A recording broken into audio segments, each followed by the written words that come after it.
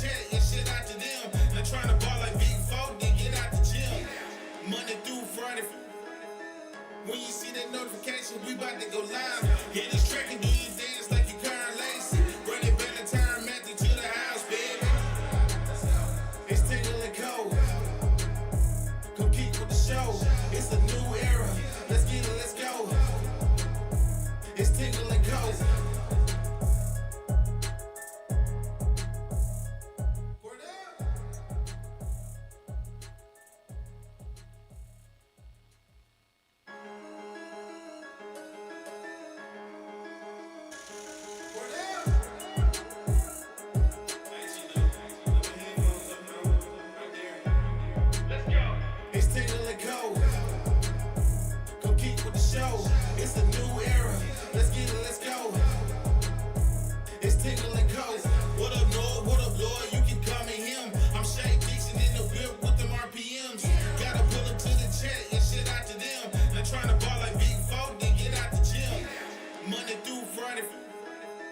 When you see that notification, we about to go live. Hit this track and do your dance like you Karen Lacey.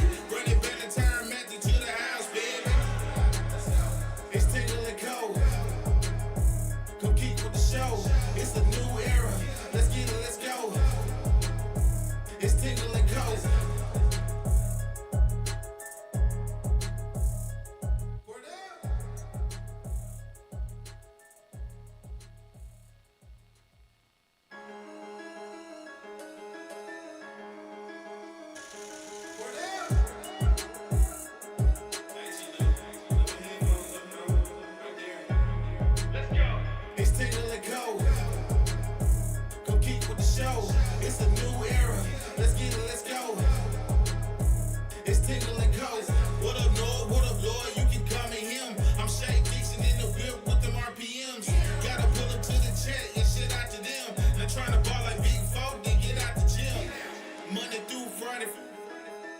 When you see that notification, we about to go live. Hit this track and do your dance like you Karen Lacey. Run it back to time, Matthew to the house, baby. It's Tingle and Cole. Come keep with the show. It's a new era. Let's get it, let's go. It's Tingle and Cole.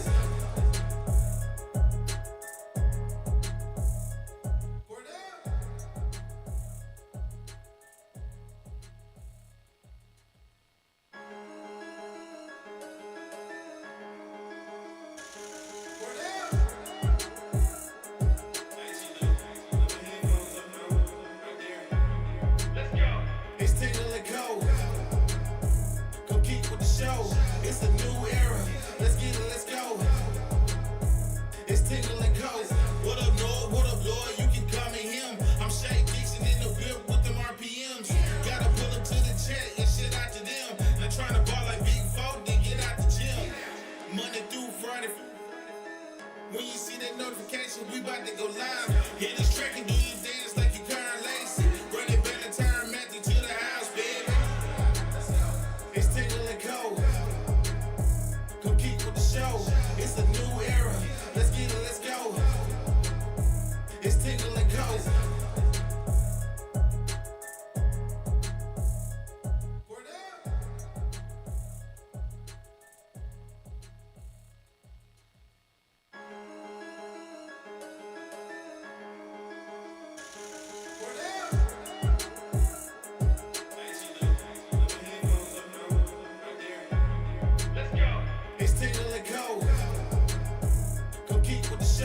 It's a new era.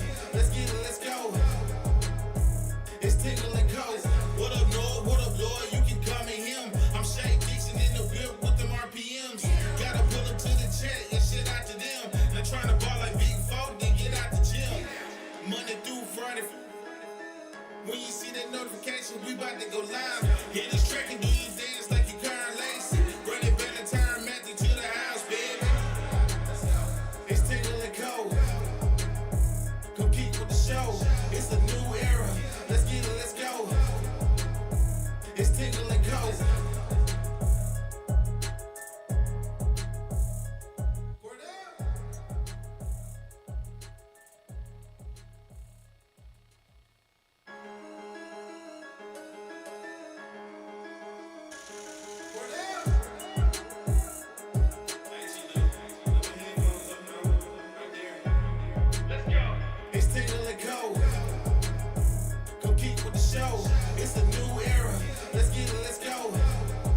All right, good morning and welcome in here on this Monday mornings. We are live from our Southern Regional Medical Center studios here in Baton Rouge, Louisiana. We appreciate our friends here at Southern Regional for housing our show every single day, taking great care of us, and they'll take great care of you. Baton Rouge, Lafayette, Shreveport, Southern Regional Medical Center as they house Tingle & Co., brought to you by FanDuel. FanDuel brings you our show every single day. Go download the FanDuel Sportsbook app. Go to the FanDuel Sportsbook website. I'm opening up the app now. It is that easy. And you can check out some World Cup matches today. Brazil and Japan, Germany and Paraguay, Netherlands and Morocco. Do these count? Yes. Yeah, these are bracket play games. I did not like that. Whatever went on this weekend. The games that don't matter? I didn't understand it. Yeah. Now, see, that's the first fair. World Cup that this has ever They should happened. have changed it, and I have no reason to have an opinion. I wanted to defer to you, the soccer goons. Yeah, it was depressing watching a meaningless Because it was game. so competitive, but then it was, well, except for Algeria. I don't know what was going on there. That was fun. They were like trying to lose and then trying to tie. Then the players like, I'm going to score. Like, no, I'm going to score. Then it became good again. Was that the one where Iran scored and then they ruled it back and they were playing? No, also did see that VAR will catch your dick.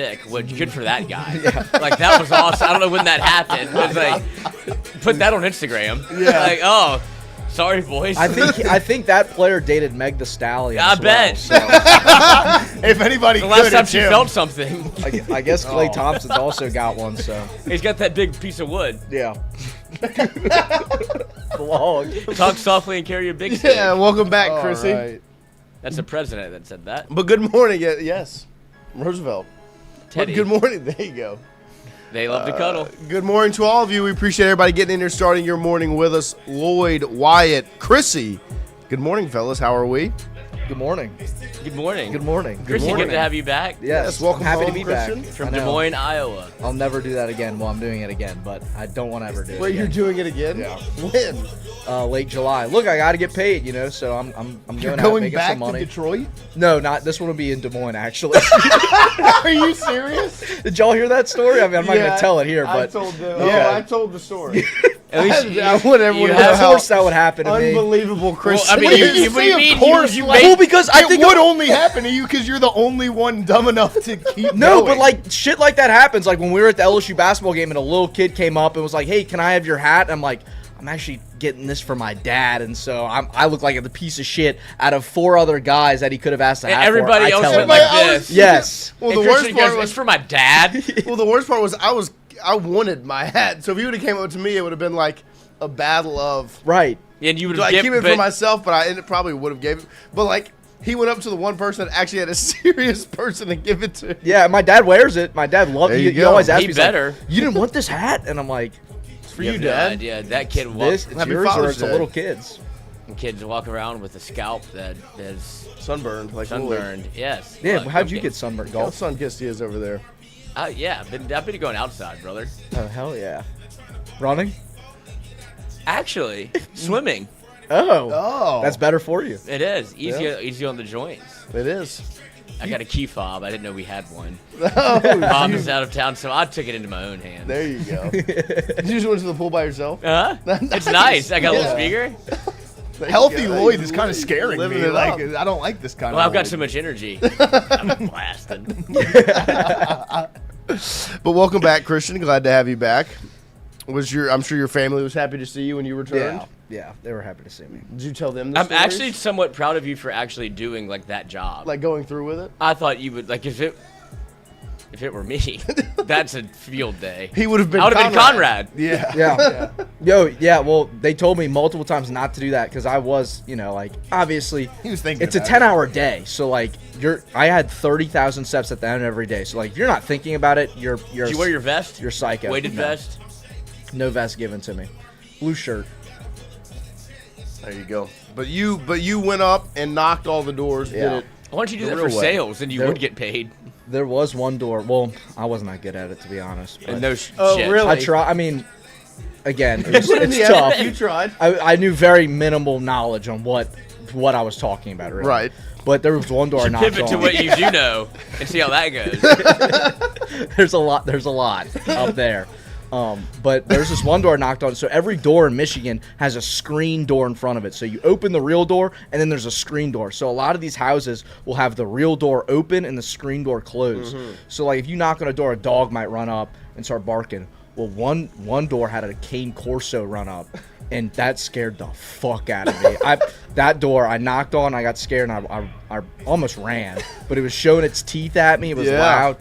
Dude, never again. No, I wish I could have witnessed and watched you in these situations. Like, oh my God. That one getting scared by the door, or just talking to these people in general. Yeah. I would have loved to just have been a witness. Well, and then it was strange because they asked us to get pictures with some of them for the Oh, we donors. saw. And I was like, I got That they was said awesome. at least 3 a day. I was like, I'm getting 1 and calling it a day because it was just like, hey, so you tell me your opinions. Let's get a picture now. You know, that's obviously kind of strange. Yeah. And they understood that, so I was just like, hey, like I don't want to do this, but I have to. That's how you Can do just it? take a I won't post it anywhere. I swear. It's going in this group chat. Look, No, I won't All post right. anywhere. It's going to my group chat. it's not going online. How about that? No, that, I mean, that's I how. was But about to that say, is can we show it? that is the right sales. I mean, method. put the emoji over her face, but we can show it. That is It the was right. nice. And you sales got the method. perfect woman. That was like, what a sweet boy. Yeah. But that is They the right act- sales method. Like, go ahead and acknowledge the fact that you know they don't want to do this, Yeah. and it is awkward, Yeah. and that you don't really want to do it either. But why not? Tommy G saw in the chat. Tom Granning. Good morning, boys. Listening from 30,000 feet, hour out of DC. Sent us a picture just now out the window of said airplane. Does he have his Starlink hooked up? Fly safely, Tommy. Maybe. It would, I mean, Top of the plane. just tape it. Have Chrissy out there on the wing. Oh yeah, holding it down. Oh, gummy bear to you. Move it to the left a little bit. Yeah, All right, yeah, Let's turn it. But we appreciate everybody getting in here and starting their morning with us. What a weekend it was. How was everybody's weekend? Lloyd obviously enjoyed himself at the pool. Oh, and not only that, this is a residual effect of. Do you know we have a planetarium? Who's we? In Baton Baton Rouge? Rouge. No, See, I by didn't know exact that. reaction. And you went? Yeah, because they had a Pink Floyd. They have Yeah. this huge like TV, Yeah. but it's like the ceiling. Yeah, The yeah, ceiling yeah. is the roof. All television. And they had like a Pink Floyd immersive concert. Got immersed myself Yeah. in the culture, and it was unbelievable. Then maybe fell asleep by the pool the next day. Made double dipped. Did you go by yourself? Well, with my dad.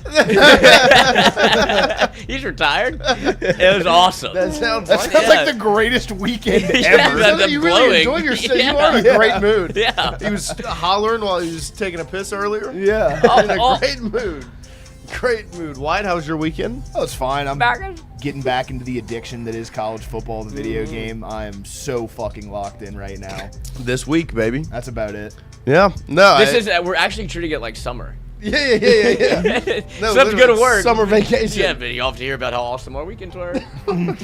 Christian, you were in This Mandy weekend? Cove this weekend. Back Yes. home. How are your I did something siblings? Saturday night that was fun. What'd you do? It was involving a party. I got to dress up, which I find that now that I've gotten older, I kind of like to do. But again, I hate wearing pants like you. Hell yeah. Gosh, dude, when you have to itch down there, bro. Okay. What? When you're wearing Oh, pants, you have to go underneath go through the you're bottom like- of the you're pant. like pulling it. It's like I just wish I was in my underwear right now. Why did Adam and Eve have to do that? that is how his brain works. 100%. Well, if Adam and Eve, No, I understand. we the don't have to science itch behind down it. there. You know? There he is. There We he can is, all just- dressed up. Did you save it? Of course I did. Hell yeah! Look Nice. at me hitting that Shador. shador. Shador! Check out my full bed in the background of that. What is that Yeah, for? so- Is that outside? What? You didn't have to walk house to house in that, did No, you? no. That If was you're in, bored on- This was just That for was a an party inside in party. Mandeville. Yeah, Oh, that's fun. Yeah. it was fun. Good time. Cocaine? But glad to Wasn't with LC, so no. glad to be back here on this Monday morning. It's good to see everybody. It felt like a long weekend. It really did. Like I was like, I did see them on Friday, but it felt like I didn't see y'all on Friday.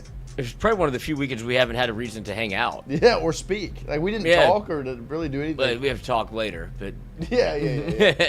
Yeah. But it was a about busy Wyatt. weekend, of course. On the for some LSU football, look, we know there is not much news fluctuating around right now, but there are a handful of things that we'll get to today Plenty of stuff from the 7-on-7. The opening this past weekend, Pop Houston put on a show. Easton Royal looks excellent. Trey Martin looked good. The connection from Pop to Easton looked like something I could get used to. There's, of course, some recruiting updates. There was a lot of whispers and murmurs throughout the weekend about guys like Jalen Brewster, Easton Royal, of course. Those continue to be topics of conversation, as well as some other guys on LSU's list. And then there obviously was, speaking of the offseason, a baseball announcement, which was funny. Baseball had gotten quiet for a minute, and then a surprise. I saw it come across my phone and was like, I wasn't expecting to see LSU's name anywhere else, especially when it came to a portal entry. I felt like that chapter had kind of closed with the 5 or 6 that they had lost early in the offseason. But then you obviously see Marcos Paz enters the transfer portal over the weekend. We'll start there for a quick second. Lloyd, your reaction when you saw, because it felt to me like a surprise. There you go. No, I feel like Marcos Paz was always somebody I was very high on. I do believe he has all the talent in the world, and especially coming off of TJ, which I don't think a lot of people realized. Like, you saw the measurables, the body type, the draft projectability, and everybody was very high on him. You saw him get a ton of opportunity, and it was, when it was good, it was great. When it was bad, it was totally that. There's a lot to work with there, and some guys think that it all has to happen immediately, and I want a chance to go be a starter somewhere, and if it's not going to be here, I do have the talent to go somewhere else. I look at, I think Jay Johnson said it in so many words with the tweet as to, you're more than welcome to go, and I think I'll say this on this show, not on the next show, but we'll look at maybe some dominoes that have fallen from Texas to Texas A&M, and then where Marcos Paz is from, and who's doing this. He's a threat, and he's good at his job. He is. And I just wish he was still in purple and gold, but that's who you're competing against. It's teams that want to be very good all the time, and now you have a two-headed monster of two guys that are very young in the game that are hungry. Yeah. And that's dangerous. I don't know how long Nolan Cain's going to be at A&M, but he goes back there for a reason, and then that feels like every sign is pointing to A&M for Marcos Paz, but that's 1,000% him. Yeah, I think they had a right-handed pitcher decommit like the day after Paz entered the portal. I was like, look, if you're not paying attention, you're not paying attention. Yes. Wyatt, your reaction when you saw the news come across? Yeah, it sucks. I mean, this is a guy who you projected to be a big part of your 2027 rotation, whether it be in the weekend or as part of the bullpen. But I talked about it a little bit when the portal opened. I felt like it was going to be tough to go and land a top-tier premium starter talent arm out of the portal, and also keep the 4 guys who started a majority of the SEC games for you, which were Schmidt, Casan Evans, Cooper Moore, Marcos Paz. So Marcos Paz leaving does surprise me a little bit. The overall situation that you weren't able to keep 5 guys like that doesn't surprise me, but Marcos Paz leaving when he does, that does surprise me a little bit. It sucks, but at the end of the day, this is the NIL era where I'm sure if it is Texas A&M or Texas, whatever it ends up being, if they ended up making a pitch to him saying, hey, we can give you just as much, if not more NIL than LSU, and also you have an easier path to making it into our weekend rotation, I can't necessarily fault Marcos Paz for jumping at that opportunity. He is extremely talented. He probably deserves a shot to be in somebody's weekend rotation. Compete. I look at him a lot like, freshman year Cade Anderson. He was about what you'd expect a high-profile freshman to look like. Had his ups, had some downs, but overall looked extremely talented and has a lot of projection going forward. So, I wish him the best. I wish he would come back, but it's unfortunate, but we move forward to 2027. Yeah, no, and I agree. I mean, you watched Marcos Paz this year. He was a riser, I would say. He started playing his best baseball in the latter part of the season. Had a great outing against South Carolina, as did many pitchers. But I was surprised to see it come across the timeline. But at the same time, this is, like Wyatt said, this is the era of college athletics you're in. You obviously see a response there by one of the leaders of this team, the shortstop, Stephen Milam. his reaction to the announcement. But this is the era of sports you live in. Instead of, and look, this is not a knock against Marcos Paz, but when you look at the picture, you would say instead of competition, it's let me go get the surefire thing, the opportunity to go be a starter rather than battle it out, try to get one of the spots here. And I feel like this graphic that Lloyd brought in or put up where you see Cade Anderson, Gage Jump, Anthony Ianson at the top of the screen, Jay says it himself. LSU, LSU, LSU, 3 future MLB All-Star pitchers. Gage Jump, of course, already in the majors. Cade and Anthony not far away, right? And that's all you need to know. I mean, that is Jay flexing the muscle that is LSU, and that is what they've been the last couple of years, which is a pitching powerhouse. And what he's been able to do. 1, 2, and 3 is absurd. It's unbelievable. Insane. That's, yeah. It's absolutely. And the other thing is the year before number 2, you had a guy that's already the best pitcher in the game on your team. And maybe the best actor in Major League Baseball. And it is up for conversation for sure. And you look at those 3 guys, there's a little bit of everything there. You've got one homegrown talent from the state of Louisiana. You've got a transfer from a big-time university in UCLA. You've got a transfer from a smaller university in UC San Diego. And you look at the rotation going into 2027, there's 2 guys who are homegrown talents committed to LSU out of high school with Casan Evans and William Schmidt. And then you've got Cooper Moore, who was a transfer from a higher-profile university in Kansas. And then you got Landon Hood, who's a transfer from a lower-profile school in Gonzaga. So and the guy I have from confidence, USC.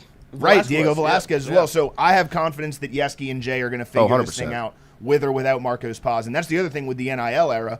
I don't think they're just going to sit on their laurels here. Right. They now have however much money they were promising Marcos Paz now goes into finding a new guy to replace him in the portal. Some of that spending cash. Of course. Because, the first thing that popped in my head was you've talked about it a good bit when we talk recruiting and portal and all those things with football. I go back to the Jaden Bryant situation where he decommits from LSU, commits to Miami, closes it down. Well, LSU responded like that, right? The next weekend, KJ Green, then they were able to get Whitehead. Like, they had a response. They had an answer. It's what calms down a fan base or it lets you relax because it's like, oh, they're prepared. They have an answer for when something like this happens. They have a response. I'm excited to see the response from LSU baseball, Jay Johnson, Nate Yeski, to something like this. And that was my first thought when the announcement came through was, okay, how do they respond? All right, that is this new era. What do you do in response to this? I wish Marcos Paz the best. Was a huge fan of him this year, and I was somewhat surprised, but at the same time, not so much. And we'll see. I think LSU, Jay Johnson, Nate Yeski, and this pitching staff will be just fine. I'm sure they will have a response. But in addition to that, like Wyatt said, he listed out 5 names of guys that have the ability to be really special in a rotation standpoint with Hood, Schmidt, Evans, Moore, and Velasquez from USC. Because I think Lloyd put the numbers up, was very similar to Anthony Ianson his year, Ianson before coming to LSU, and then Velasquez last year. So something to pay attention to. So that was the big baseball announcement over the weekend. It was just, I think, surprising to me because I felt like that chapter was kind of closed, like the portal entry chapter from LSU. I felt like that had been done, and then obviously you see this come through over the weekend. We will see what LSU does next because this is the first one that felt like somewhat of a surprise. In addition, like everything else felt so planned out. You weren't surprised by any of the names that aired before. They'd had such a good offseason by who they added, and we'll see where they go next after the announcement of Marcos Paz entering the transfer portal. I'm sure we will talk to Jason Armstrong at some point this week to get his reaction and as well prepare for next month because we're just a couple weeks away from the draft, which is obviously something to pay attention to. I'll be interested to see how many of these pitchers that are going into the draft maybe make their way to campus, how many surprises LSU might have after an announcement like this, if maybe he's shifting his attention to beating out the MLB draft for some of those arms they have committed. But speaking of commits. Also, real quick, do you think that Diego Velasquez has anything to do with the Marcos Paz? I don't think it's impossible. Like I don't think you see a guy of that level that had the experience Velasquez has, the numbers you put up on the screen, Jay goes and gets. I mean, what that is competition to me. Like nobody's coming to LSU, especially of that stature, at a school like USC, who made a super this past offseason, like, is going to LSU to be like, oh, well, I'll sit back and see, where the car. No, I'm going to go make a statement and compete. That's why you commit to LSU and you leave USC, is to go compete for a job. And I don't think it's impossible that thought crossed the mind of, not only am I already competing with the guys that are here, a returning starting staff, now they're bringing in more pieces that I'm also going to have to compete with. I don't think it's impossible. Obviously, none of us are in the mind of Marcos Paz, but we all know sports well enough. We've all followed baseball, football, basketball, college athletics long enough to understand that these things happen. I mean, to you, Lloyd, does it feel like something you feel may have played a factor? Yeah, just looking at the tea leaves, I do, and whether it was supposed to be just in our mind at LSU competition, I think that you have somebody that also saw an opportunity. Yeah. And said, oh, you can come over here and start. Don't even work. Like, of course. Assuming that's what the message was, but I think that's a very easy pitch to make. Yeah, I mean, we're assuming, as soon as like somebody that kind of fits your mold, but walks half the people you do, and has experience. And look, I understand you're coming off of let's not get it twisted. Marcos Paz is a talent. Oh, 100%. It is a loss for LSU. Yeah, that's where it's odd, because I don't think it's like, hey, you can go. It's like, all right, we made this, but we might have to lie in it with, I think he's better. Yeah. And if you don't want to compete for it, I'm giving you the opportunity. But if you get another one, you can go, but I don't want you to. Yeah. Right. And I think that's that's why you say, like, I thought it was over. It's also one of the few times you see LSU maybe lose somebody that they didn't necessarily want to see leave. No, and I think that is the case. Yeah. So that's what I think is interesting, because this was, June 16th, and then 10 days later, and 10 days later, somebody gets another job. Yeah. And then starts like, well, what can we go get? Like, that's why Dolan Kane is so good at his job. He's like, look, they just added this piece. You think we can have a conversation with that? Like, yeah. Yeah. Like, I wasn't thinking about it. That's what he does. And I've got the ability to make that conversation happen very easily. And so I think that is a very smart way of looking at it. Like, I think those are real conversations. Those are things that happen. I mean, think about when quarterback jobs open up, in college football. It is a very simple conversation of, I mean, if you're Miami and you lose Carson Beck, to look around. I mean, you knew when Darian Mensah entered the portal, I mean, you knew what was happening. Like, it wasn't a surprise when he committed to Miami after already announcing he was returning back to – I mean, as soon as he went in the portal, you knew what was going on. Like, these conversations are not rare, and it's kind of simple and easy to look at, and I think it's a very valid thing. If you're the player, right? It's nice to be courted. Of course, especially when you're being – essentially given something, right? I'm not saying that it hasn't been earned, because the talent and what you've put on film and shown is what you've done to earn it. But it's, instead of having to potentially not get the that opportunity, spot, it's right there for me. And those are tough conversations. And then it's something that for a 18, 19, 20-year-old is probably a difficult thing to maneuver through. And it'll be interesting to see, obviously, how it develops. I would assume, like we've said, that it's Texas A&M in the mix for Marcos Paz, and then we'll see how LSU responds. And there's some this is great from Andrew, and kind of what y'all were saying is there is a, like, if we want to go pie in the sky, certainly, like, if you think that it's better to get a long-term guy, if Marcos Paz was already like flirting with the portal, and you want to save some of that money for draft guys that you could maybe flip. I don't know how this is going to go, and I don't know if we meant to extend the baseball conversation, but no, it's fine. The lockout is real. Yeah, yeah. And that's where I think that maybe this has a lot to do with that as well. Like, if I can convince one or two of these guys. Yeah, one of these maybe late first rounders. Because once I got you. Oh, yeah. And it just to say at LSU or in college. Got you for a year, and then I can, but that's something that I think is starting to really take shape for a lot of these high school kids to go, what am I going to sign up? Like, drafted, and I had this conversation with Mikey. It's like, no, you want to get in now. It's like, to do what? Like, have you seen the numbers on college baseball and what it did? Like, Carl Ravage tweeted them out, where it's truly. Oh, it's exploding. It's exploding, yeah. I mean, and this is it was the third most watched College World Series. And it stunk. Final. Final? Yeah, and everyone, it felt like no one was watching it. Well, And it was third most ever. Well, and that's the other thing is, That's without. I have a feeling the College World Series finals, like last year, probably pretty highly viewed because, like, I don't want to be a homer, but when LSU's logo's not there, it doesn't get the eyeballs that it does. And so I agree. I mean, there are a lot of moving pieces to this whole baseball conversation that have just been rolling over the last 2-3 weeks. And it only continues. And it's funny because something like this happens, like a Marcos Paz entering, and it stirs up all these conversations in your mind where it's like, well, could it be because of this or that, right? Because there's so many things happening. And you see some of the numbers right here. It was the third most watched College World Series on record. 2.5, 2.3, 2 million, and 1.8 million viewers on those top 4 games of the College World Series.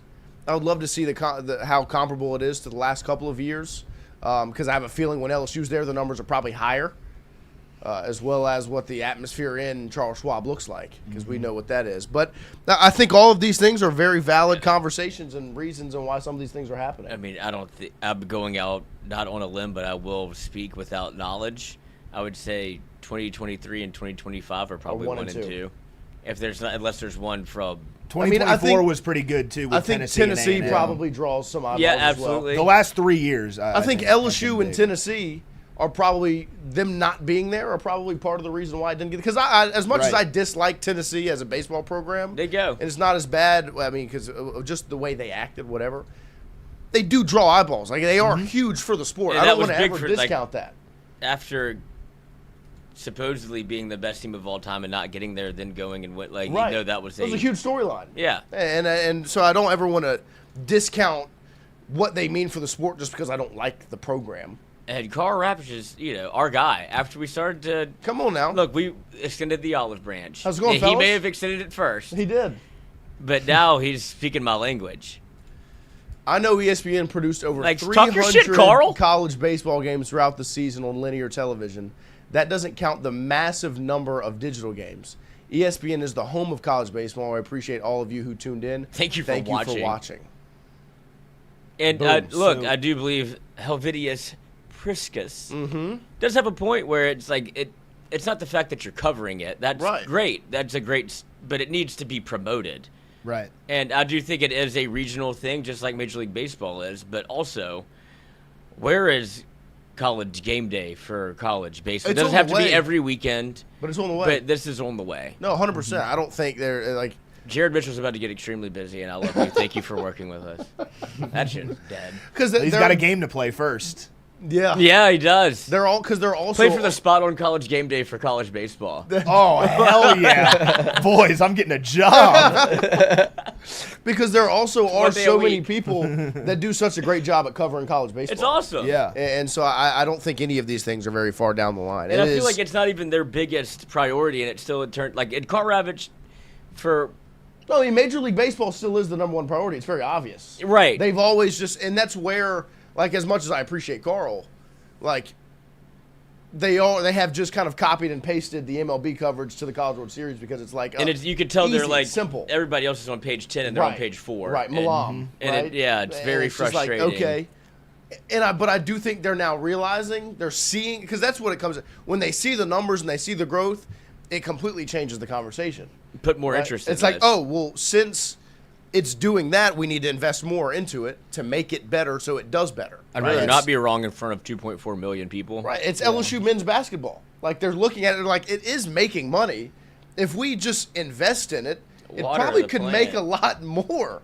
And I think that's what you're about to start seeing with college baseball. Please take away the early season tournaments from D1 baseball. Make that a ESPN thing. Like, we do not need D1 baseball. They're an embarrassment to college baseball. It just needs to be easier to watch, Yes. just in totality. That included, but like even just Carl talked about it in that tweet. Like it's not the most accessible sport. Well, that shouldn't, and that I'm sure those contracts are locked in, but if I'm ESPN, people want to watch baseball at that time. Like, Christian's not wrong. They do a piss poor job of being able to, like, oh, you have to have a subscription to this, and then it's for the what? actual production. Then it's ass. And then it's ass. Yeah. And then it's like, oh, we third-partied it. I don't have anything to Right. tell you. It's like, this is not how you... Well, then don't do this. Right, then stop doing it so I make a ton of money. Yeah. It's like, this is what's wrong. Like, this is why people don't like you. Well, yeah. Well, it's also disrespect to the sport. It's Yeah. like, I would have and watched it if especially you want to when- watch it, and that's why then you When wouldn't. D1 baseball does do a good job at covering the actual like sport, I mean There's aspects of it that they're are good. invested in doing it and they do it. They're You know what I invested mean? in themselves. As much, but still they are. It's a, There were times when not many It's like people were a- covering college baseball. they're And they like are. the worst porn site of all time. Like, not even a preview. I don't get 30 That seconds. doesn't exist. All right. No, it's like, no, you They're all good. But I do think it's straight to the login page. I don't have an account here. Jesus. the game is growing for sure, and it needs to be treated as such, and it cannot continue to be these little homework team projects that are being Workaround. done on in the second weekend of the season, where it's like we're working through some of the Kings. Like, no, that's not how this works. This is if you have LSU baseball there, you've got to understand this production needs to be right because there are millions of people ready to watch. And it also shouldn't be on neutral sites. I feel like if Yeah. you're going to show off the sport of college baseball, the beauty of it, and I would say the thing that they can go toe to toe with the MLB is the atmospheres. Outside, like regular season at least, obviously MLB playoff atmospheres are unbelievable. But like we sat in the fucking outfield in Starkville. Oh, yeah. That was electric. Like that part of college baseball needs to be showed off. It shouldn't like, be a minor league park. No, absolutely not. So fuck all this. We're going to go to Jacksonville. Like, let's go to Alex Box. Let's go to Dudy Noble. Let's go to whatever, Swayze Field in Oxford. Like, all of these incredible atmospheres throughout college baseball need to be shown off. I also don't like the little four-week preseason thing that they do where nobody plays anybody. Screw all that.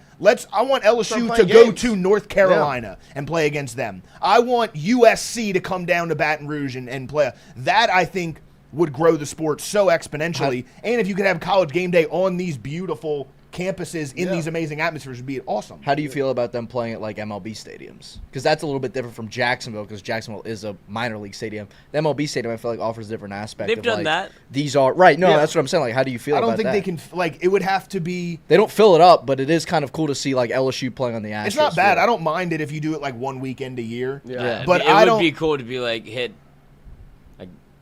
Yeah. Yeah, Jordan Thompson like- hit a walk-off. No, at no, Minute Maid yeah, Park. yeah, Like, going that was to awesome. play But at I'm a saying, like, major go to the league- iconic places, Right. like go to Fenway, Well, go to Would be Wrigley. awesome. I don't think Yeah, you that's would be fine. cool for Playing the. at a major league park, awesome. Yeah, I'm for fine the with that. players, for everybody. There's no reason to go play where the jumbo shrimp play. Right. Well, I know why they do it. Of Like, we course. all know why. It's Yeah, the check.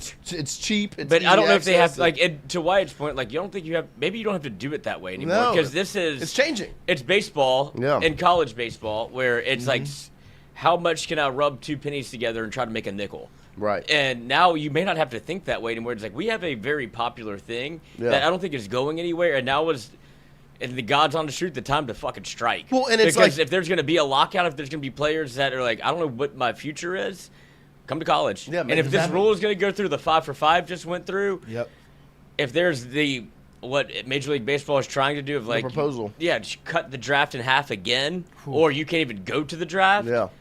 This is, I think Carl Average might be leaving a little bit of tea leaves because he knows Major League Baseball and college Right, baseball. right, He's right. like, look, I'm trying to promote this, and I get in front of it to let y'all know this is going to be a big thing. Yeah. And if that's the case, it is. It's There's going to explode. Well, no 'cause- bigger winner than Oh yeah, because like Baton they don't Rouge, even Louisiana. like as of right now, college baseball's not even really trying. Like think about no. We're actively making like please. think about college football. Look at right? her. Like LSU Ole Miss is scheduled week 3. That doesn't happen on accident. Like they scheduled it as early in the season as they could on purpose. And I think Andrew Messina makes a great point.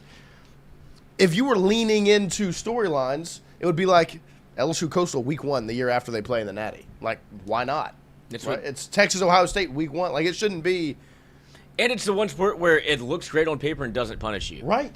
Right. Like It actually helps you. Even if you lose, you can That's gain what I'm saying. RPI No, the points. It's not like storylines- Texas Ohio State where Texas is like, well, we're There's Nah, no luck. point in us playing. No, baseball actually rewards you for playing tougher games. And the storylines Are are fun. are You just get as right good. back into Also, it. just as good. Like there's no reason to not lean into And it. especially that first month of the season, Major League Baseball hasn't even started yet. Right. So to Christian's point, there's no Capitalize. issue going to play, Don't play at Milwaukee. Fenway or Right. at Well, Yankee that's- Stadium or at Minute Maid. That's I Like, think it's still really cold up there, and there's snow on the ground. That's why some of these. That's why okay, some of that's these northern fine. You teams can go to come the down. Trop in Tampa Bay. Yeah, well, right. when they Right. fix it up. That But sucks. you can go to Miami. Milwaukee's you can go to, inside. You can go to Houston. There's so many parks Yeah. you can go and play in. Yeah, no, for sure. I mean, there are plenty, and even just the matchups. Like you Right. should capitalize on that part of the schedule where there are no major league games by playing the best college baseball games possible. Like it should be the best teams play each other out of conference, whether it's ACC versus SEC, Big Ten versus that. Like capitalize on it. That's the biggest thing. I And think. kill the Savannah Bananas.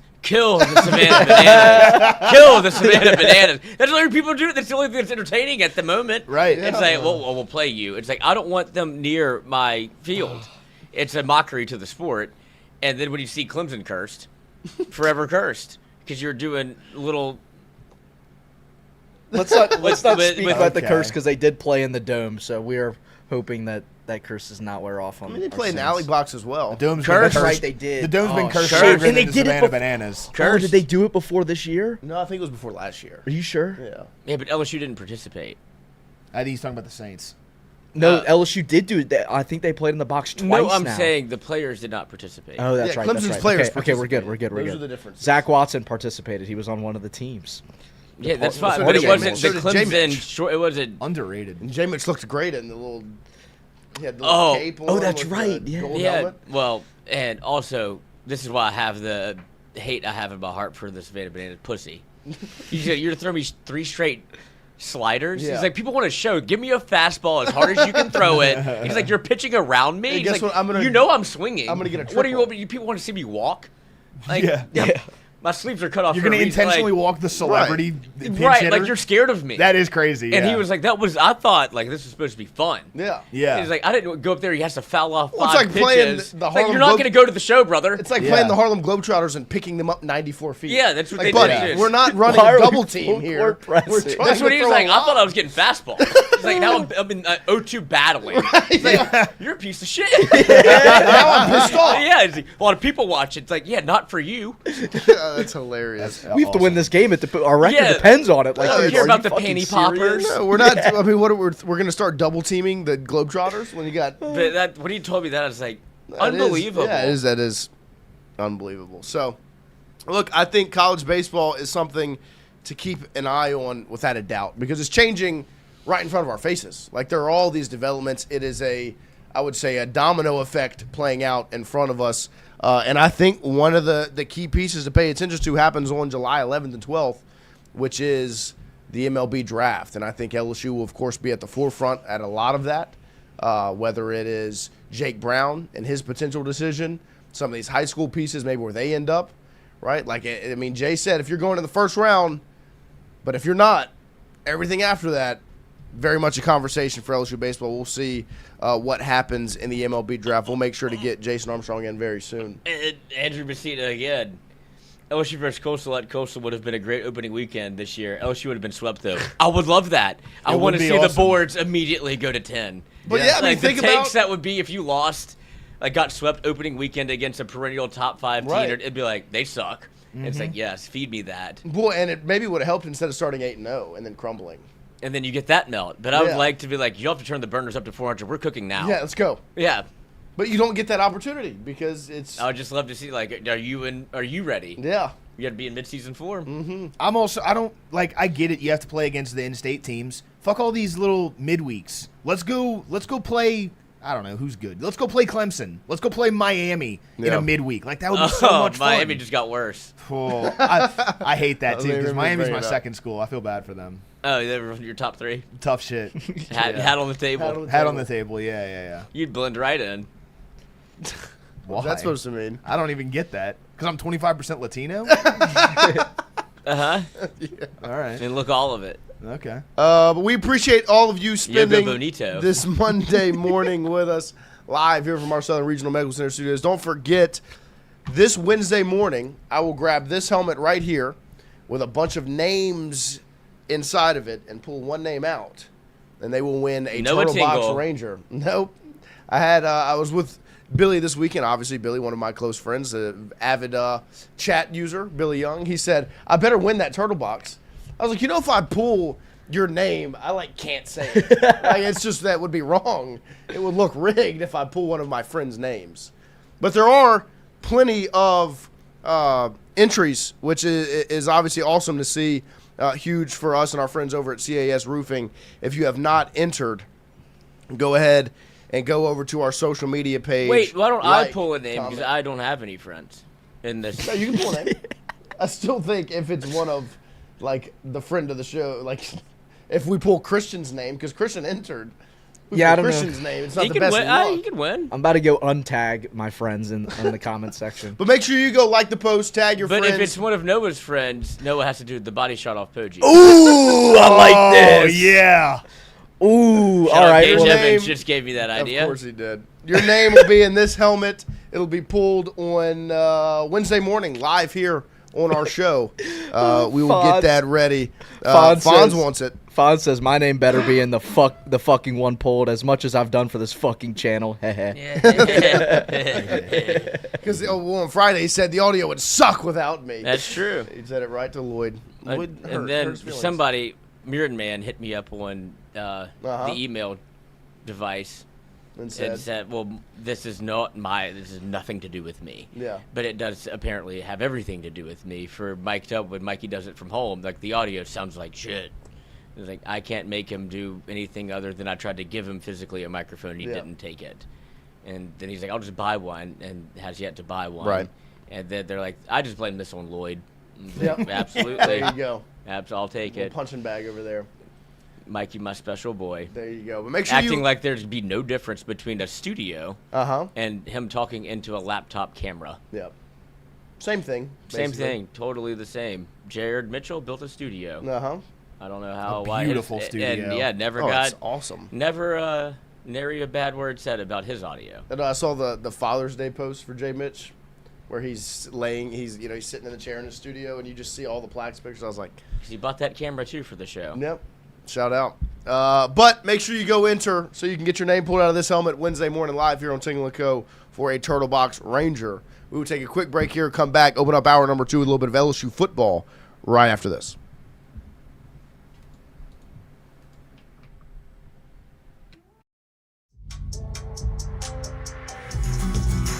Wardo's was created in honor of Alan Ward Branning III, fondly known by family and friends as Wardo. In 2019, the oldest brother of the tribe passed away unexpectedly. His remaining siblings and loved ones wanted to honor his memory in a special way. In 2022, Ward's family decided to combine the need for a sandwich shop in downtown Natchez with a desire to pay tribute to Ward's love of good friends, good times, and great food. Through blood, sweat, tears, and countless hours of hard work, Wardo's was born.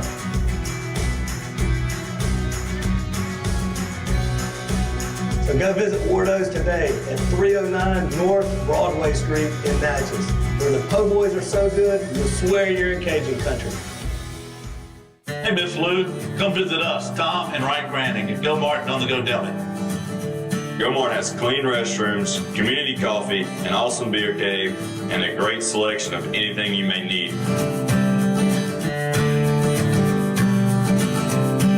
Located at the corner of Highland Boulevard and Highway 61 South in Natchez.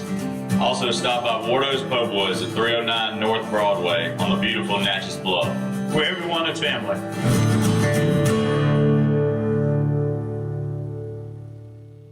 When it comes to your home, the roof over your head matters.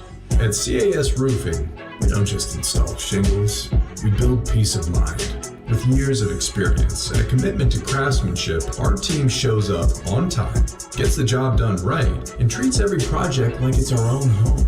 Whether it's repair, a replacement, or storm damage that caught you off guard, CAS Roofing is ready. We're local, we're dependable, and we stand behind every nail, every shingle, and every promise we make. Because at the end of the day, it's not just about roofing, it's about protecting what matters most. CAS Roofing, built on trust, backed by quality.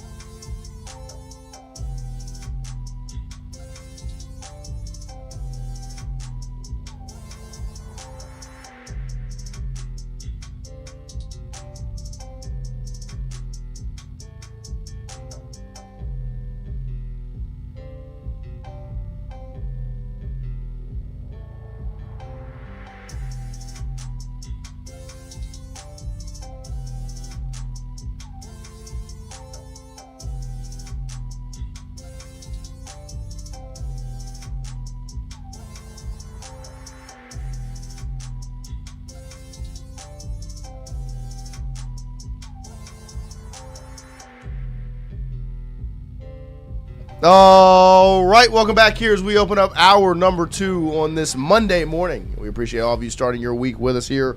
We are live from our Southern Regional Medical Center studios after a weekend full of 7-on-7 football at the Nike opening. We'll get to that in a little bit. We have Mr. Fun made his way into this morning. Mr. Fun, good morning. How are you, sir? Good morning, guys. There you go. Good mood today. Hell yeah, nice. I'm really like Good it's vibes. Monday, and we're almost to July, and so Do I see a little stubble peeking the out stubble's there? coming back again. Yeah, here we go. Are you going to break our hearts and shave it again? Yes, yes. Oh. No. I am training it right There now. you You know go. what? Yeah. Wait, you know what? My birthday's coming up, and my birthday wish is for you not to shave. Ah. So, You're gonna waste that wish on this? hell yeah. All right. Waste Did it? you lose No. weight in Detroit? I think probably a little bit. You look skinny. Thank you. Appreciate that. Damn. That's not a good Trying thing, to though. trying to gain weight. Yeah, did you not work out? Trying to get like y'all. Yeah, swole. Swole. Swole. All right. Which way to the gym?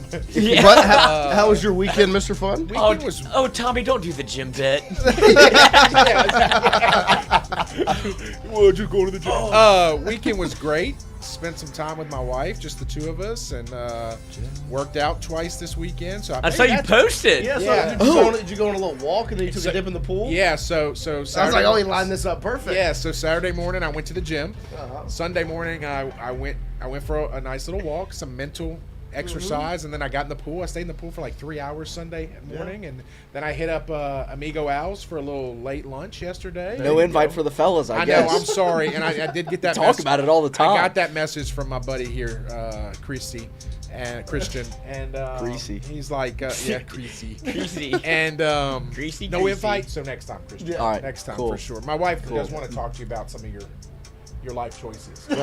What have I done? I'm just being funny. I'm being funny. Don't do that. Yeah. Don't. That's a bad question. She wants me to be like a mentor to you. Okay. So she's like, Sensei. help this guy, help this young guy. Master. Like, who's your favorite? I'm like, Christian's my favorite. Like, mentor him. Yeah. Master fun. Yeah, master Senpai fun. So no, great weekend. What about you guys? What about you guys? Oh, we had a good weekend. Lloyd had a great I weekend. did the pool as Look at well. his little sun kiss over I there. can see it. Yes. I can see it. You look great, man. Well, this thing will catch anything. I get too. I get Who you too. telling? Yeah. I mean, I was SPF. You would see in it Channel 3 or Channel 5. A good weekend, though. Just hung out with the pops. Did you know there was a planetarium in Baton Rouge? Yes, I've been to it. Yeah, Lloyd It's went on awesome. the weekend. Lori took me to a show there. We did a date night. She took me to. We went and ate at the little steakhouse downtown. Can't think of the name. Struby's or Stroob's. Mm-hmm. And then she took me to the planetarium, and it was like I was on acid. Oh, watching imagine this being show. on acid. And I don't. Similar experience. I've never. So okay. Am I talking about your weekend actually? So we went to this Mushrooms, show, and I'm psilocybin, laying back, low and dose. I'm watching this, and it's just like this music, and I'm like, what am I watching? Like, literally, I walked out of there, I was like, I feel like I was tripped out, like really, and I don't do drugs, so I don't know what I now know what that feels like. So so you went to the planetarium? Yes, Pink Floyd, Dark Side of the Moon. They had a showing. Went with the Padre, so Okay. did those and felt the same way. It was at 6:45. We walked out. The sun was out. Like, what is that? Yeah, I've been in the dark. I've been on the dark side of the moon for quite The some time. planetarium was a place where you go like look at the stars and Yeah, things that's like what I that. thought a This was like a planetarium was. weird show with like just different. Oh yeah. It was like Cirque du Soleil. Like So you like watched a concert like on the. Well, big screen? it's Dark Side of the Moon beginning to end, like track 1 through like 12, I Okay, believe. but it just Okay. shows you. And it's all visuals with it that go with the with the music. exactly. Okay. And they did. It was funny because one of the guys that was like doing the traffic of like who's coming in, who's going, is free to sit wherever you can buy a seat.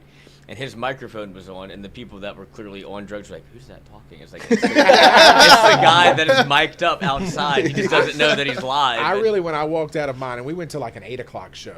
I remember that would have been probably better. I wanted to go both. I remember walking out thinking like I was being told subliminal messages. Like I felt like it was like one of those things like kill yourself, and I'm like it was weird. Like I walked out there like, what did I just get told? Like it was Not that. Yeah, but it was weird. Like, don't be afraid to end it. Like it was just weird messages throughout this Yeah, thing. but it wasn't talking about yourself. No, it talking about wasn't. Maybe something else. It was talking about the earth, and it was talking about the world, and like how you're supposed to change things.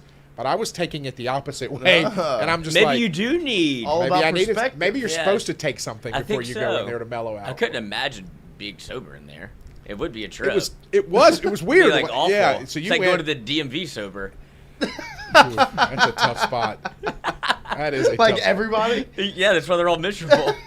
God, that's You a bad enjoy place. the DMV. Oh, absolutely. It's a party. Yeah, I can wait. I went I to- can outwait all of you. Ooh, I hate that. Oh, I hate that place. The DMV is the worst. Wyatt, Your how are you, weekend? bud? I'm great. Got a good weekend. Didn't really do much. Back in New Orleans, just getting ready for college football. Oh, yeah. Absolutely immersed. Dialed. Cannot fucking I wait. feel like The game's out this week. We've gotten through. Are you talking about the PlayStation game? Or are you Yes. talking about the actual? Are you actually No, talking about well, football both. purchase? Well, Okay. yeah. But this I got is- really excited last night and I watched the first half of the 2023 Florida State game highlights. There you so go. I got excited about that. Which game was that? Was that the That's one the we got one blown out in where the second we half? were up 17-14 at half, and then it all went downhill from there. And then Trey Bradford. Go yeah, get in the end Trey zone. Bradford. First touchdown of the season, and then he just disappeared.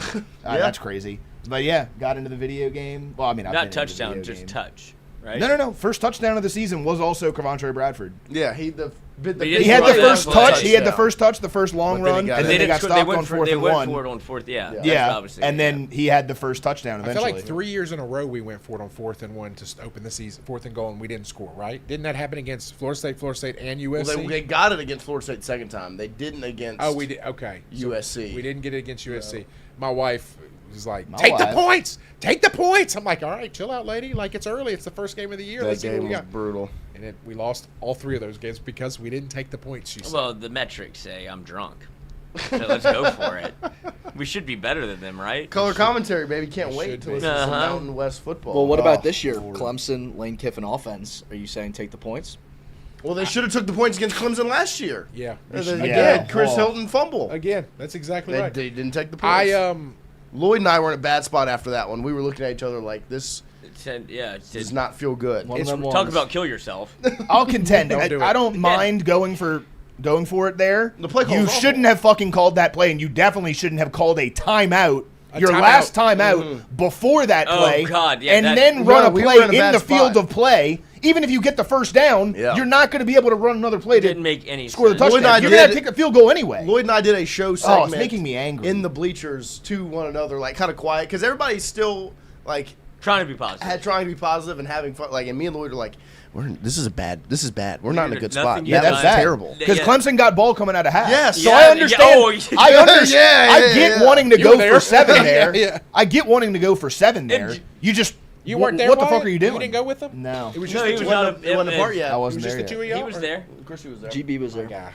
My God. And Poggi was there. He did Poggi not was work there, with but not us. with us. Did not work for that's how he got the job. Actually, Where's Poggi been? I haven't seen him. Once in Chicago Once right baseball's now. over. Yeah. By the way, f the White Sox yesterday. He was They were at my the play game. of the day yesterday. Oh, How you Poggi lose was to there. the, you know who they lost You to? should have known that. The Royals. Yep. And Seth Seth Lugo. Lugo, I don't know. of I don't know if course. Lugo was pitching, but I'm He like, took that 108-mile-an-hour liner off the head. And he's just been fucking nails since then. Yeah, it's God, and actually then this true. morning I lost on Scotty Scheffler in a playoff hole to Victor Hovland. I lost a lot of money on that too. I mean, it's just been. Scotty kind of greased it by on 18. Yeah, he He did. did. He did. What a disappointment. Scott, I don't know if Scotty's all there. He's got too many kids. He's got too many I kids. will look. You're a man with also in the same boat Thought as you were I. gonna say with Not autism. interested in children. And look at Jordan Spieth, Max Homa, Justin Thomas. I can go down the list. The only person that didn't affect, the only person Tiger. Exactly. And I'm Look at that more. kid. He has to. Yeah. Give me Charles Woods. Yeah. But everybody else that has had kids, I agree. golf is not for you can't do both unless you want to be Mid. mid. You then go play at a country club and hit your kid. That's what happened to me. Look Your how I dad hit turned you- out. Your dad hit you? Verbal abuse. Tough as nails now. I feel like all of us got hit, no? I got hit. I got it. Yeah, I got hit. My dad hit me with a hanger. Oh. That's Oh. tough. They say hammer. No. I'll take a hammer. Yeah. A hanger. Yeah, you will. Ooh, All right. We were talking about this the other day. Why does everything turn to a sexual? No, we all heard that Take one. that up with the Charles. Yeah. Oh, Lord. End the show before he comes in, please. No, he's on his way. Oh, He's on his way. gosh. He knows there's Perfect. taco pizza, but I hope this was Yeah. a peace offering so he doesn't. Never mind. Yeah. Fucking. I do want to ask you, Wyatt. Yes, sir. There were some rumblings over the weekend. Look at that Yeah, taco that was pie. his A little bit tummy of- rumbling. A little bit of monkey look at that bread. taco you see. Look at that, that monkey bread on top. No, not my Oh. monkey. taco pie. Oh. There seem to be some whispers about Brewster and Royal as we inch closer to like announcement dates or just announcements in general. What are you hearing or feeling on either one of those recruitments, Mr. Vaughn? Happiness, warmth, Okay. good things. That's good. I like So that. it seems like Jalen Brewster, he kind of announced. It was kind of odd. There wasn't a ton of reporting done on this, but Zach Nagy had a tweet, I believe it was Saturday or maybe it was Friday, that Jalen Brewster is down to 2, Texas Tech and LSU, and will make a final decision in the coming weeks, which I feel like if you're committed to a school and making a final decision, that doesn't necessarily bode well for the team that he's committed to. So I think LSU is in a good spot there. I'm not saying that LSU gets him. Look, at the end of the day, Texas Tech can go and make a Godfather offer at any point. There you go, Godfather Pizza. At any point and kind of price LSU out of this. They haven't done that so far. Coach O has done a great job recruiting, pitching the program, the defensive line development to Jalen Brewster. So it's clear he's very, very interested. Right now, I'd have it probably at around a coin flip, 50-50, I think. And I like those odds for LSU. As we talked about last week, they've gone all in on Jalen Brewster as their guy on the interior of the defensive line. Like, they are really not recruiting anybody else on the interior of the defensive line. Now, if Jalen Brewster does end up sticking with Texas Tech or some sort of miracle goes to Florida or somewhere other than LSU, they will have to pivot. The good thing is he likely makes his decision within the next 2-3 weeks. They'll have the entire end of July and football season to pivot on the interior of the defensive line. So LSU looks to be doing a great job there, and hopefully they can get him flipped within the next couple of weeks. And then to Easton Royal, he was at the opening, obviously, this weekend. Had a couple of tweets about Pop Houston. He was on Pop Houston's team. They won the championship, I believe. Pop Houston won the opening finals MVP. So a great week from Pop Houston. But it seems like Easton Royal is also trending in the same direction in terms of a timeline. We've talked about it a lot. We thought it was going to play out all the way till signing day. Now it seems like a decision could be fairly imminent from Easton Royal within the next 2 to 3 weeks, somewhere in that July time frame. Like I said, same thing with Texas Tech. Texas could at some point make a Godfather offer and price LSU out. Yeah. I don't know what LSU's cap is, for Easton Royal. I don't think they're going to let him leave, though, and I think Easton Royal will end up being a Tiger. And I would predict that in the next month, I think you see that movement happen. This is just an insane tweet. Yeah, I took my quote. He is. It just means you know ball. That's true. But, and I think Gage makes a good point in the chat. I don't see a world where LSU outspends Texas Tech on Brewster. And I think that's the key, and that's what I like what you said, Wyatt, is it is a conversation with both Tech and just Texas of LSU, do you have the money to be able to compete? Like, I think your point's great where it is if they were going to price LSU out, they haven't yet, right? Like, they could, but they haven't up to this point. Like, LSU is obviously still very strongly in the mix. And it was funny, I was asked on Thursday afternoon by Sean Fox, What did Sports the Fox Talk say? 97.7. He asked me, he brought up Simeon, Royal, and Brewster. He was like, which one out of the three do you have the best feeling on? And obviously, Simeon announced on Friday, and so I was like, Simeon's not coming to LSU. He's going to commit to Notre Dame. So he's in third. I was like, the other two, it's very 50-50 on, like, I feel confident LSU lands both of them. And the craziest thing is, I think the one I feel the most confident on is Brewster. I just think how often he's wearing LSU. He posted Deuce Gerald's on his story yesterday. It's funny, the new age recruiting where you're looking into all these things, but he is very much outspoken about LSU, and it seems as if he is just leaning more that way. But I feel better about him, but I still think Easton Royal is an LSU Tiger at the end of the whole thing because of just all of the factors that you lay out there, whether it is competitive money, the playing time, the offense, it being home, the home of his favorite player of all time, Odell Beckham Jr. I just think for LSU, it seems to be trending in a very, very positive direction with both of these guys. And ultimately what you would think it would come down to is money. If you could only have one. Easton Royal. Easton. I think they've done such a good job. And I think the reason I feel so confident with Brewster is because of the pitch from the standpoint of we are going all in. This is the only defensive tackle we're even recruiting right now. We're only investing defensive tackle money on one in Brewster because of what they did last class. But also, that's also why I feel somewhat confident about if they were to miss on him or he does end up at Tech, is because of what you did last class. Deuce Gerald's, Richard Anderson, Lamar Brown potentially. And then if you are able to invest time, like Wyatt said, in another recruit during football season, even if it isn't one of the top guys, it still adds a depth piece to those top end talent you got last year. Right. So to Lloyd's point, actually, the question is actually really valid, right? So in Lane Kiffin's offense, do you need a 5-star? Like, I want Easton Royal. Let me. But honestly, he's winning with these guys that are 2- and 3-star recruits because his offense is so dynamic. And his defense was great when he had what he had at Ole Miss. Right? So you bring this guy in with Ed O and these freshmen that are coming in this year, then the defense becomes unbelievable. Your offense is going to be fine with Lane. So I don't know. Look, I think the easy answer to that question is, we want Royal. I think, but I think I don't know if I don't know what's his name. I'm sorry, Jalen Brewster. Yeah, I don't know if Brewster's the bigger need. Yeah, no, I think it's a very valid point because I do think, like, you look at this last portal class, they very easily could have went and dropped the bag on Cam Coleman the way they did Jordan Seaton or Sam Levitt. Like, they could have just said, you know what, we're going to go spend $4 million to get a wide receiver 1. Obviously, they needed more than a wide receiver 1, and so they didn't. But I also think Lane does have that confidence, and you've seen the proof is in the pudding. Like, you've seen it. He doesn't need one of those. Correct. But at the same time, this is why you come to LSU. Like, that's the part where it flips the opposite and it opposes it. It's like you come to LSU for Ahmad Hudson and Easton Royal and these guys that are in Lamar Brown, Richard Anderson last year, like the guys in the state that are the number 1 players in the country. That's why you come here. And if you let them leave to go to Texas, it's like you can't put a hole in the boat. You can't. You can't. That's, I think, the number one reason is, like, if Easton Royal wasn't from Louisiana, I think the answer would be Jalen Brewster. 100%. The fact that Easton Royal is from Louisiana, I think, signals the fact, like, optically, that's a guy you need to go and get. This is why you came to LSU. What are you telling these donors, these bigwig Louisiana people, if you're spending their money on guys who are not from Louisiana? You can't get the best guys in Louisiana. That's not great. But also, like, to your point in saying, well, Lane Kiffin's never had this big-time receiver, and his offenses are always great. Well, what does the offense look like when he gets one?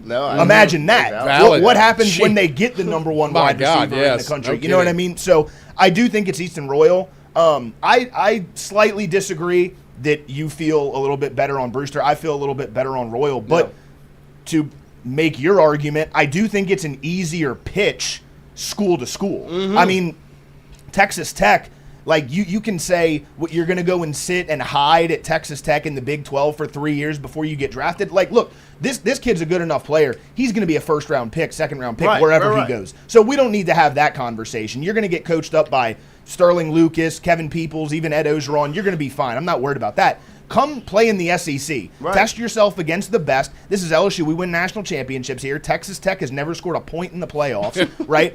The Easton Royal discussion, though, talking about Texas, like, there's a lot of reasons someone would want to go to Texas. Like, I can't hate on the fact that he committed to Texas, even more so before the Lane Kiffin regime started. So I do understand your thought process of feeling more confident on Jalen Brewster, but I do feel more confident on Easton Royal. For Brewster's sake, look at the situation he'd be walking into versus the situation he's walking into at Texas Tech.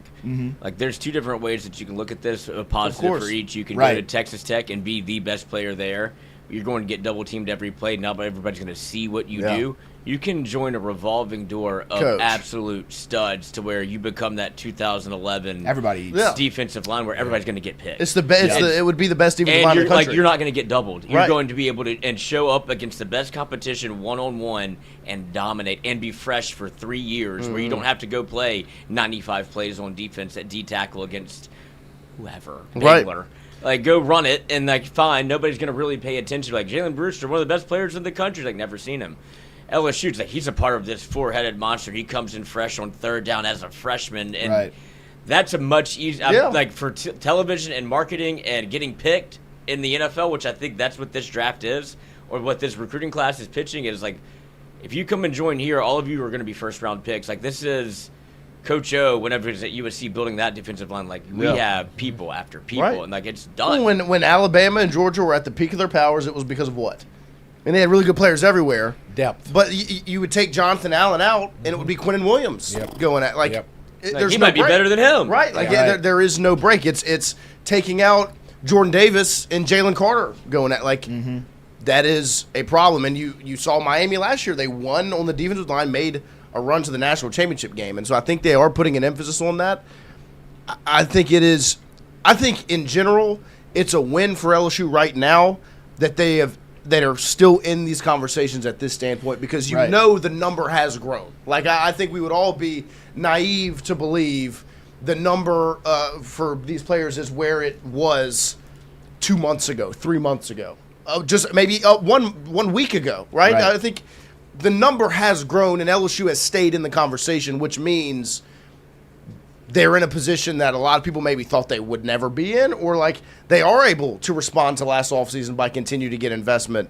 And I think that's a win in itself of you're at a different level than you thought. You thought everyone, it's Texas, Texas Tech, Texas A&M money-wise up here with Miami and Oregon, and LSU's maybe in that second rung spending-wise. But you're going head-to-head like you did during the portal with Miami for Leavitt and Oregon for Seton, and now you're going head-to-head with Texas and Texas Tech for the number one wide receiver in the country in recruiting. How do you think, and I'm asking Mr. Fun, because just from a business aspect, the Brendan Sorsby situation plays out for recruits or other NIL guys, were they doing that to back Brendan Sorsby as like, look, we have our players' backs no matter what, and if you're a recruit or a businessman that contributes to NIL, like this is what we want our image to be, that we're not going to throw you out in the cold.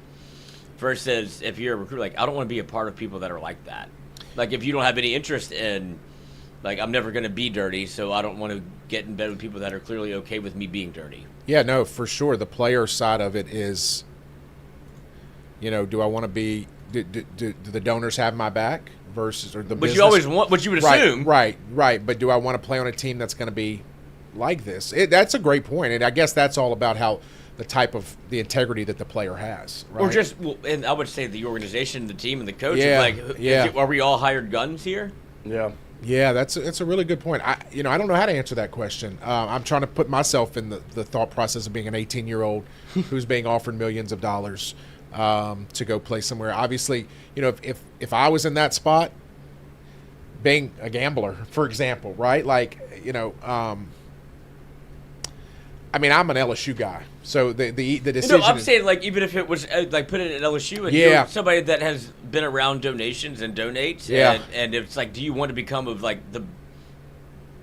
be associated as that brand of it doesn't matter what you do, we will pay you handsomely, come to LSU, versus does it start affecting you negatively where Jalen Brewster looks around and is like, I don't want to be around Brendan Sorsby. I don't want to have guys on my team that gamble on football. Yeah, I don't know how to answer that question, actually. It's a very interesting question, and one that you have to think about from the dollars and cents standpoint for the kids. Does it really matter what the perception of the school is at the end of the day, or am I getting paid? Right? And so I think again, a lot of that is how you're raised and your financial situation. From a donor standpoint, from a business person or someone that's been in the donor side of things, I think you always want to think that your school is doing the right things, right? Yeah. We're winning with class. The question gets asked all the time about with everything that we did with Will Wade early on, right?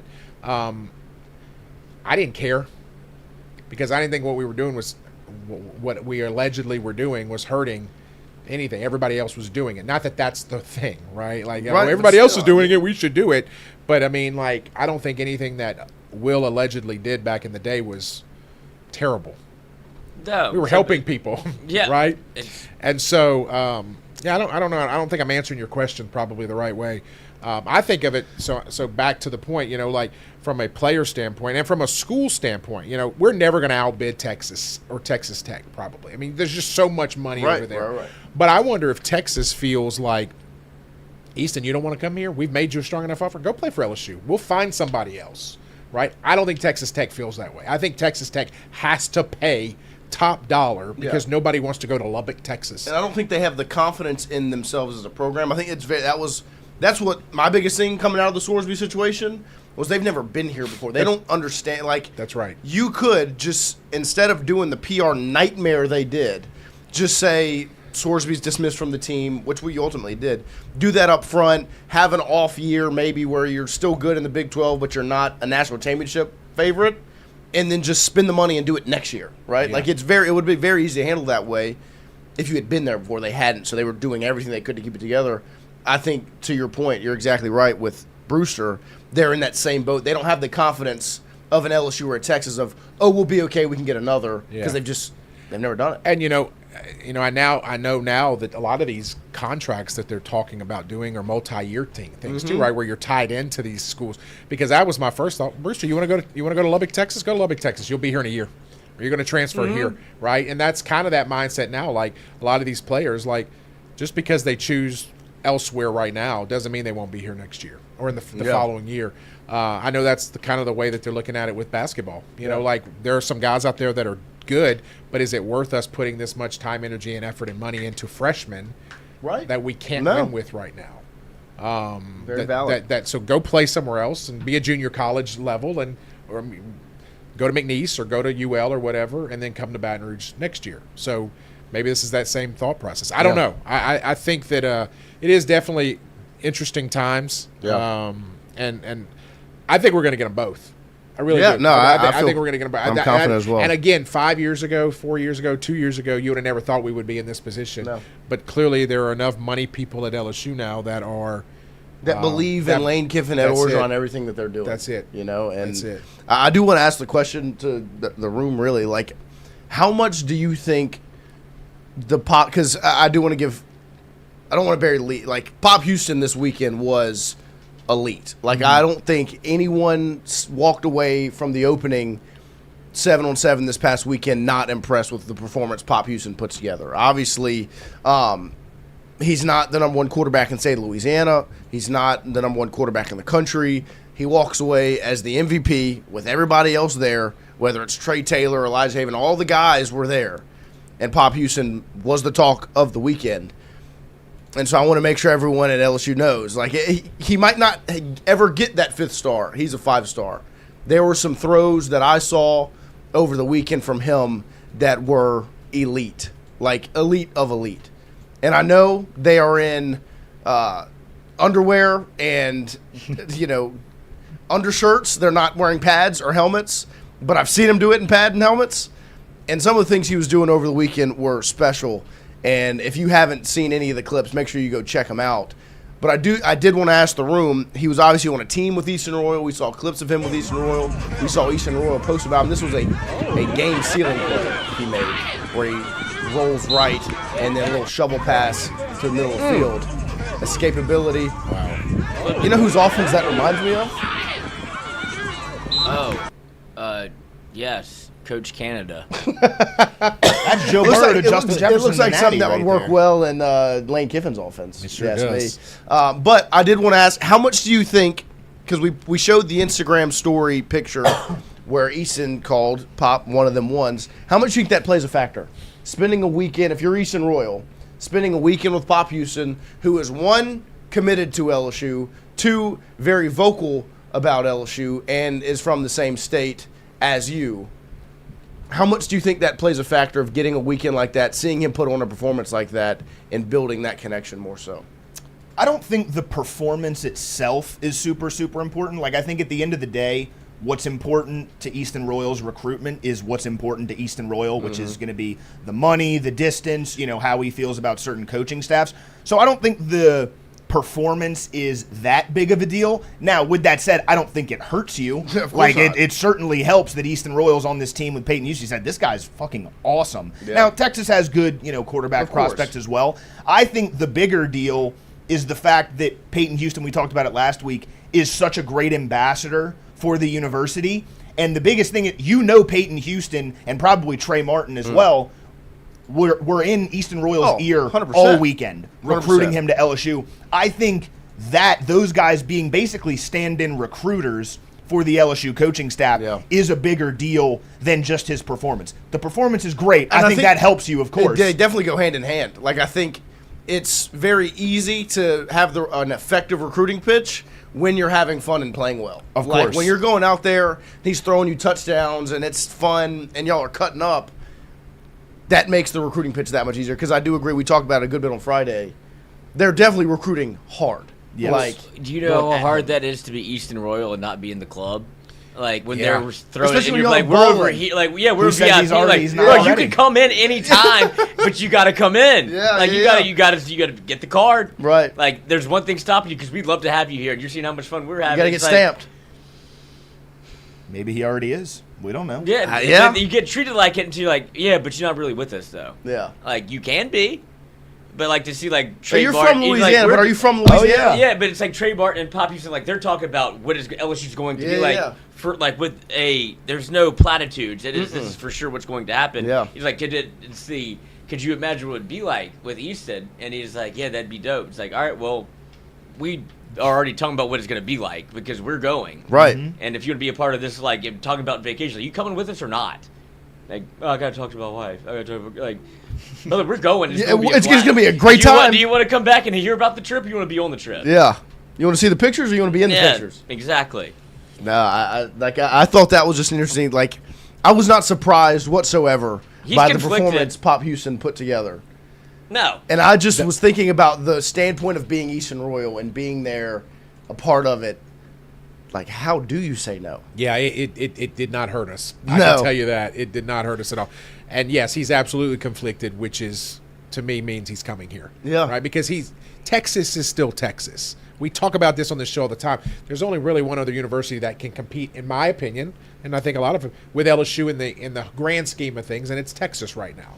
And Texas is still Texas. And so if you're even contemplating LSU over Texas, then you're coming to LSU. If you're from Louisiana, you like Pop, you like what you like the head coach.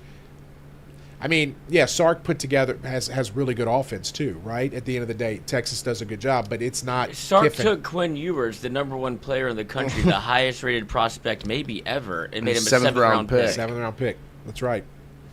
Lane took a kid from a junior college and is going to make him a 1st round pick. And when you He go would have on- been a 1st round pick had he gone out yeah, anyway. yeah. And he's going to be the best And now, quarterback in now the you're about country to see going him in not this be year. a 1st round pick, and that's going to speak even Yeah, more to yeah. what Lane's ability That's is. exactly right. It's going to be very interesting to see how Trinidad does. Yeah, I think it will. And I Won't also be as think, good. like, in addition to that, when you go on your Texas visit, you talk to Jalen Waddle, right? A guy that played at Alabama, right? Yeah, well, from Texas, went to Alabama, Yeah. right? When you go on your LSU Sleeper visit, cell. you can go see your favorite You player. should leave. His favorite player's Odell. His favorite player is Odell Beckham Jr. Yeah. He wears 3. I mean, I feel like it's that simple, right? Seems pretty easy. Makes so much sense to all of us. Yeah, doesn't I it? don't know why. I don't want to be like. I don't understand what he's. I know just that can't- it's a. Look, I know he knows what the right decision is. I don't envy him for having to make a decision based off something that maybe. And this is where agents get involved in my mind. Of course. Of like, no, you've already signed, sealed, delivered. Like, I don't want to do it. Get me out of it. Whatever it takes. You talk to LSU. Like, what's the buyout to get him out of this contract? Let me tell you right now, it's a very easy decision for you. Okay, you come to Baton Rouge, you play for LSU, you play for your state university. No matter what happens to you after graduation, after the NFL, you got a job in the state of Louisiana. You're a Louisiana legend. Okay, you go to Texas. You're not Matthew McConaughey. That's it. That's it. We will celebrate you like we celebrate Odell. Mm-hmm. Like we celebrate Jarvis, Tyron, Jamarcus, Leonard, Jamar. Justin, Trey Joe. Come win a championship. Go down the list. Trey Quinn. Yeah, come win. Still, that's probably the biggest test case. You could even fuck up and still be okay. Yeah, no, you can still be cool. We're still cool. No, I like it. It is that simple. I mean, he said it himself. The sentence that we all know: the best in the boot stay in the boot. That's it. And you just got to catch passes from the best in the boot for an entire weekend, and you could do it for the remainder of your college career and become a first-round pick. A lot of because it. people are disappointed that we didn't get Haven, right? A lot of people are. A lot of upset. people were. I think they're coming around now. Yeah, because Pop Look. looks the part. They are both elite. Like, I Yes. don't ever. I hate when the conversation comes up and people do the put Put down one down. one to raise it, because I've watched Elijah a lot closer because he's in Dunham. He's at Dunham. He's in Baton Rouge. I've seen him up close. He is elite. There's a reason his final 2 were Alabama and Georgia, and he's committed to Alabama. He is that good. And had LSU landed either of them, I'd be very happy. Yes. But the performance Pop Houston is putting on, I think he's a 5-star. He is on that level. I think that's the part people get misconstrued is they believe that they are on 2 different levels, and they are not. No. They are both elite quarterbacks, and LSU, to some people's eyes, has the better one, and I don't know how you walk away from this past weekend and not feel that way. I did just put a clip in the document of a touchdown pass from Pop Houston to Easton Royal in the 7-on-7 it was a beautiful throw. I mean, because that's the thing. Pop Houston has now put on a season at Evangel, which is, and I think this is another part of the conversation, right? Elijah plays at Dunham, small school here in Baton Rouge, and I get it. They do still play some 5A schools. They do still play tough competition. It is not this peewee football that he's playing. In addition, but on the other side, I do know Pop is playing at Evangel against some of the toughest competition in the state week in, week out. Look at this throw. Stop. Coach. Wow. That's Aaron Rodgers. If his hands turn, he's open. This is silly. Is it no look? It's not no. He sees the DB turn his back. Wow. And he knows he can't see where he's like. He is elite prospect. And late hands by, and then late hands by Easton to not give it away, not allow the DB to get his hand back. To get his head turned around, I mean, that is. Oh man! I get the Elijah Haven thing. Of course. We've even talked to him. 6'5", 230. I mean, unbelievable kid. Yeah. Yes. Great kid. All of it. Yeah, I mean, I'm sitting at Central High School for the basketball tournament. He comes back after winning the state championship. The next day, shows up to the tournament. Doesn't play, but he is up on the bench. He's getting waters for the teammates. He's doing the whole thing. He's cleaning. He's a great kid. Great football player as well. Dad's awesome. I think he's going to be. He's going to have a great football career ahead of him. But strictly football, Pop is just ahead of the curve. This part. You're going projectability versus how good are you right now and where can that go? Yeah. Obviously the ceiling for Elijah Haven might not exist, but the floor for Pop is extremely high. And it's just somebody that can, oh God. Yeah. But breaking news. That's how we do breaking news. That's how we do breaking news here. Did Easton Royal just commit? It's not like something massive. No, I saw it. We can keep having this conversation. Did Easton Royal just commit or something? No. That's what I thought it was. It was baseball. We got a baseball player? We had a decommitment from the draft. He is no longer going into the draft. Nathaniel Davis is withdrawing his name from the MLB draft. I did look up. This is from a while back, but give me his splits. What we got? He is a outfielder / left-hand pitcher, but he was the 125th prospect in the MLB draft. He is an LSU commit from Bishop Moore High School in Florida. This is how many days ago? May 18th, so a little over a month ago, about a month and a half. The top 150 prospects for the MLB draft, he was 125, an LSU commit, and he has withdrawn his name from the MLB draft and will head to campus. So another announcement for Jay Johnson and LSU baseball, battling the MLB draft. This is something I believe we will obviously keep a close eye on in the coming weeks. The draft is July 11th and 12th, and you will find more names will be announced, but the latest one announced today, Nathaniel Davis is withdrawing his name from the MLB draft and is headed to LSU this fall. I believe he put out a statement. Let me see if I can find it so I can read it.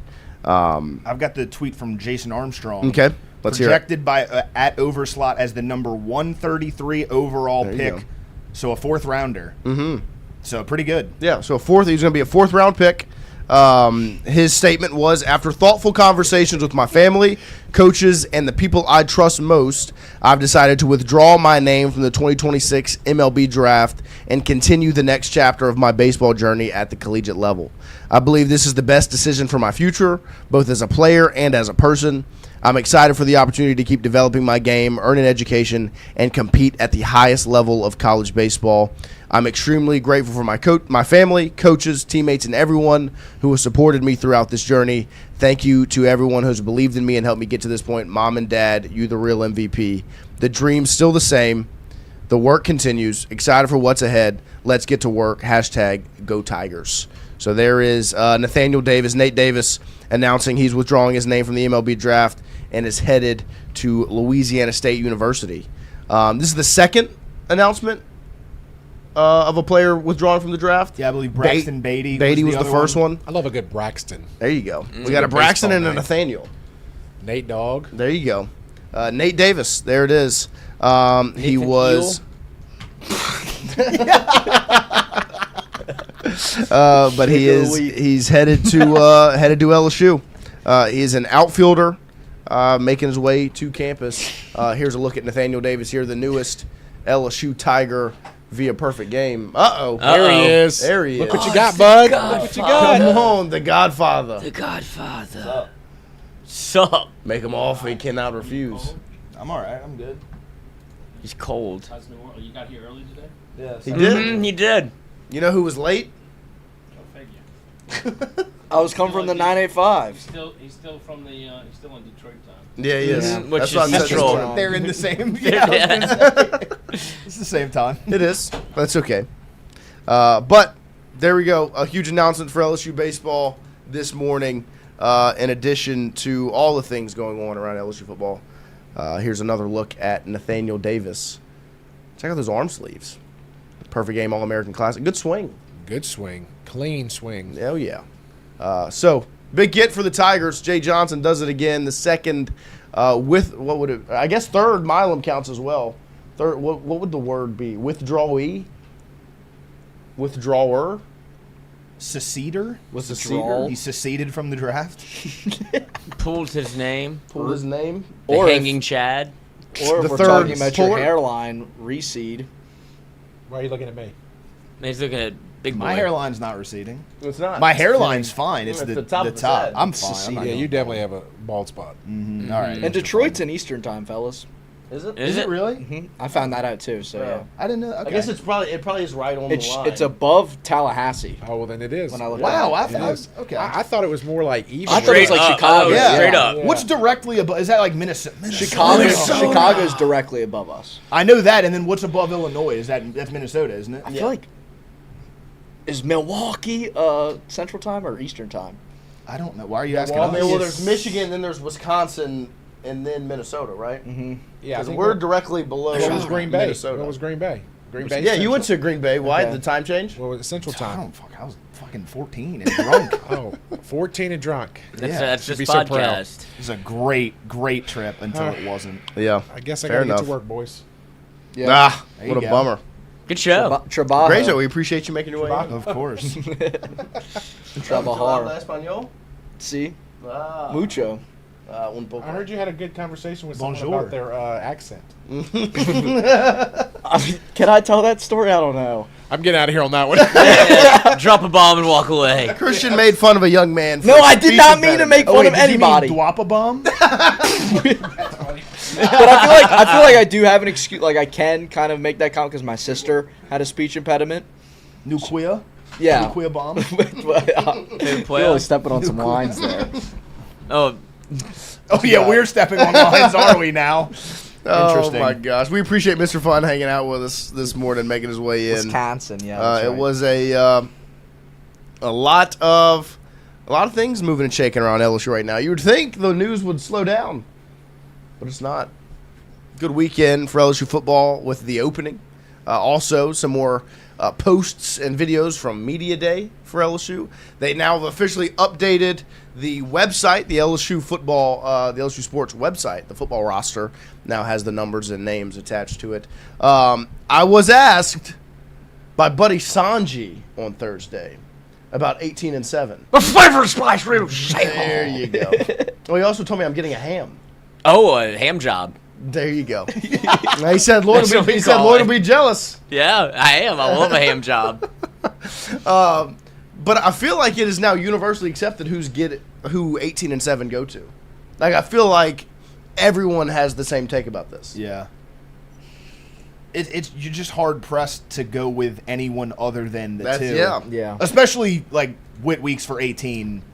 Who I don't It's know. a layup. I genuinely don't know who you would give it to. 7, I guess there's a little bit of conjecture. There is. You can make the argument but I don't see it. Want to. Because Yeah, I don't want to. 7 will be a very tough, very interesting conversation next offseason. Right. Because 2 of the 7s that resonate in your mind the most are a number 1 cornerback from the state of Florida and a number 1 running back from the city of New Orleans. Double. And you have both of those Double. as juniors on the team next year. Double. Not against the double. Do you do it? I mean, technically, They have to have great seasons this year. Yeah. They have to Of produce this course. year, but I'm not Double. against it. Because of what you just laid out, Yeah. that just fucking fired me up. Like, Yeah. well, holy No, I shit, mean, man. like literally, like Come the on. jersey behind me is Pompano Beach, Florida. Wyatt. is DJ Pickett what he is now, right? And then, well, I mean, I know what you're saying. You got to understand what I'm saying. And then Harlan Berry, Leonard Fournette, right? Number 1 running back in the country, out of New Orleans. Yeah, Metairie. Yeah, whatever. Fucking goated. Hurley. How is it not both?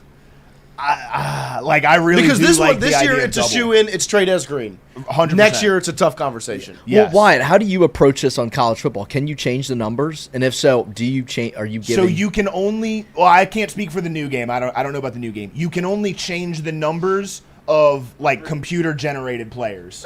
So like I can't change Trey Green's Would number. you? Not trade us. Yeah, No, absolutely. no, the DJ Pickett. Oh, absolutely. Yeah, if I could do it. That's the only thing that bothers me about it takes away the realism is like I'll have like some like 3-star freshman come in and they'll just give him 7. Fucking what's going on here, buddy? Like, I don't know because I give out 7 5-star and I'll 18. cut your ass. Yeah, I You're give not out, on the team. Yeah. I've honestly never talked about that. I do give out 7 and 18 every Me year too. in my LSU dynasty. Freaking love that. That's so I do the so same much fun. thing, yeah. I have to That's what look you're at it. supposed to I'm do. like, who's the fucking leader? Like, who's fucking 18, and who's just a fucking dog? Do you ignore 7. ratings when you do this, or do you just look at like production from the previous season, or like I maybe a mean, guy like, you you really fall like in love with usering? these players. Yeah, no, because it's exactly like why I love recruiting in real life is like you fall in love with them as prospects. You're doing and exactly what I thought that's you were where gonna my be. Marcel Brooks tweet from last night came from. You fall in love with these Great guys as tweet. prospects, and then if they don't pan out, I'm like legitimately heartbroken. But when they do pan out You're who I and they're thought you were. incredible, you're Jamal Adams. Unbelievable. Yeah. Part of 5 for 5, by the way. Sure. But yeah, like so when I He have like a was at the 5-star wide receiver, running back, defensive back, whatever. I've given it to a quarterback before, like, and he is exactly who I thought he was. I will absolutely give him 7. Yeah. I think it's my fault, our fault, all of our faults, that Nuss got 18. In the way that I think he should It have felt been like a it. shoe-in. No, we were right, but I don't know what Brian Kelly listened to or what he did, but it did feel like the right move, and it was still the right move at the time. Should have got him hurt. I mean, everyone but- believed was even natural. the 18s were on board with Yeah, the giving of absolutely. 18. But I just think it got the some injury. legs. Because we had this conversation like, what about Nuss? Yeah, And everybody's like, well, wow, that's because I thought Witt last year. It could have been. Yeah, and I think it's definitely That Witt you this just year. dangle that carrot in front of old Witt Week. Say, you come back and wear 18. He's like, that's why I love Louisiana. That Be is 18? That is awesome. But I mean, how is he not 18? No, I there's know. no way. There's If you get it, like, this is where people could be like, okay, then don't do it. Right. Yeah, Like, you can't fuck this one up. you can't. It's a layup. It's Josh Williams. Like he was 18. You can't not give Josh Williams 18. You know what I mean? It's gonna be hilarious. I've thought of it, obviously, we thought it last year, but now to picture him in 18, it's going to Yeah. be electric. It's gonna be Vomit awesome. everywhere. Yeah, dude, please. Bad kid. Well, and then, like, because we had the conversation, because as of right now, both Winnie Watkins and Hussam Longstreet are both wearing 6, Yeah. which is interesting because they're both offensive players. Because there's also TJ Dottery defensively. You have 3 players wearing 6 right now, which is why, in our mind, it goes to Trey Des gets 7, 14 goes to Longstreet. Because he was 4 last year. Yeah. Yeah, And easy. 4 is taken, obviously, so just 14. And So they they're haven't changed essentially- it. They're letting him. He got to take his media picks in 6, and then take him again. we'll give you 14. Do you and think then that Trey they Des do gets 7. behind the scenes? Do you think they do both and they just don't say anything? Yeah, Instead they've of probably having already any- done the. Yeah, probably. like at the same time. Is it bad? I went through the roster last night, and I was, like, looking at the tops of the numbers for, like, Trey Des and, like, Whitley. So I was like, man, what if they fucked up here? What if they Wrong put the picture, wrong wrong one? graphic? I was like, they fucking... See, they were 18, good. I don't know if they've taken those yet because they do 18 as the, 18 is usually a big team announcement. And so is 7. Well, it wasn't until recently. Right. 7 was always just like a social media post Right. where it's like, oh, Jamar has 7. And then last year, it became a part of like the 18 and out. Like 18 to me should be its own. Like at the end of practice, standing in front of the team, you hand them the 18 jersey, like it's always been. 7 just started getting grouped in with that. 7 to me is you get it. What's understood doesn't need to be said. 18's a cap. Like it's a cap. 18's a captain. Yeah, 7's not a captain. 7's your best player. 18's a captain, which should be announced to the team. Yeah. Because for 18, I genuinely 7 doesn't have to don't speak. know. No. 7 doesn't need to necessarily be a leader. It'd be great if he was. Yeah. But you just have to be the best player. You just have to be the best player. Hey, I showed up in 7. Right. Like, it's already, like you said, you don't have to talk. Mark him. Leader. It says all it needs to say. Well, they know. They know. They should know already who the 7 is before they even give it out. That's the coolest thing. Whenever it works out the way it's supposed to, if you played against LSU and but you just didn't have a brain, or even if you just watched and you've never gone up against LSU, like as a fan, you know that means something. Like who's 7? Like, oh shit, that's their best player. That's what 7 is, and that was awesome. Yeah. Yeah. No, I mean Who do you have to watch? That one? Okay, now I know who to look at. And then 40 is now a linebacker number, which means it'll go off of Witt because it'll get 18, and then they'll give 40 to Keelan Moses. Well, they're recruiting Zach? linebackers like shit. Probably Zach, actually. Or I mean, it could be C.J. Ross. I think he's in 26 right now. I like Jaden Breaker. I like Jaden Breaker as well. I like all, but he's got a sick number. He's got 15. He does have 15. 15's Cool. sick. Yeah, 15's fine. Like Charles Ross is 26, which is kind of like a placeholder jersey. We're gonna have to right change now. that. Yeah. Walk-on number. But 18, I don't know who else you would give 18 to. No, it's Witt. Because Braylon Moore is a transfer.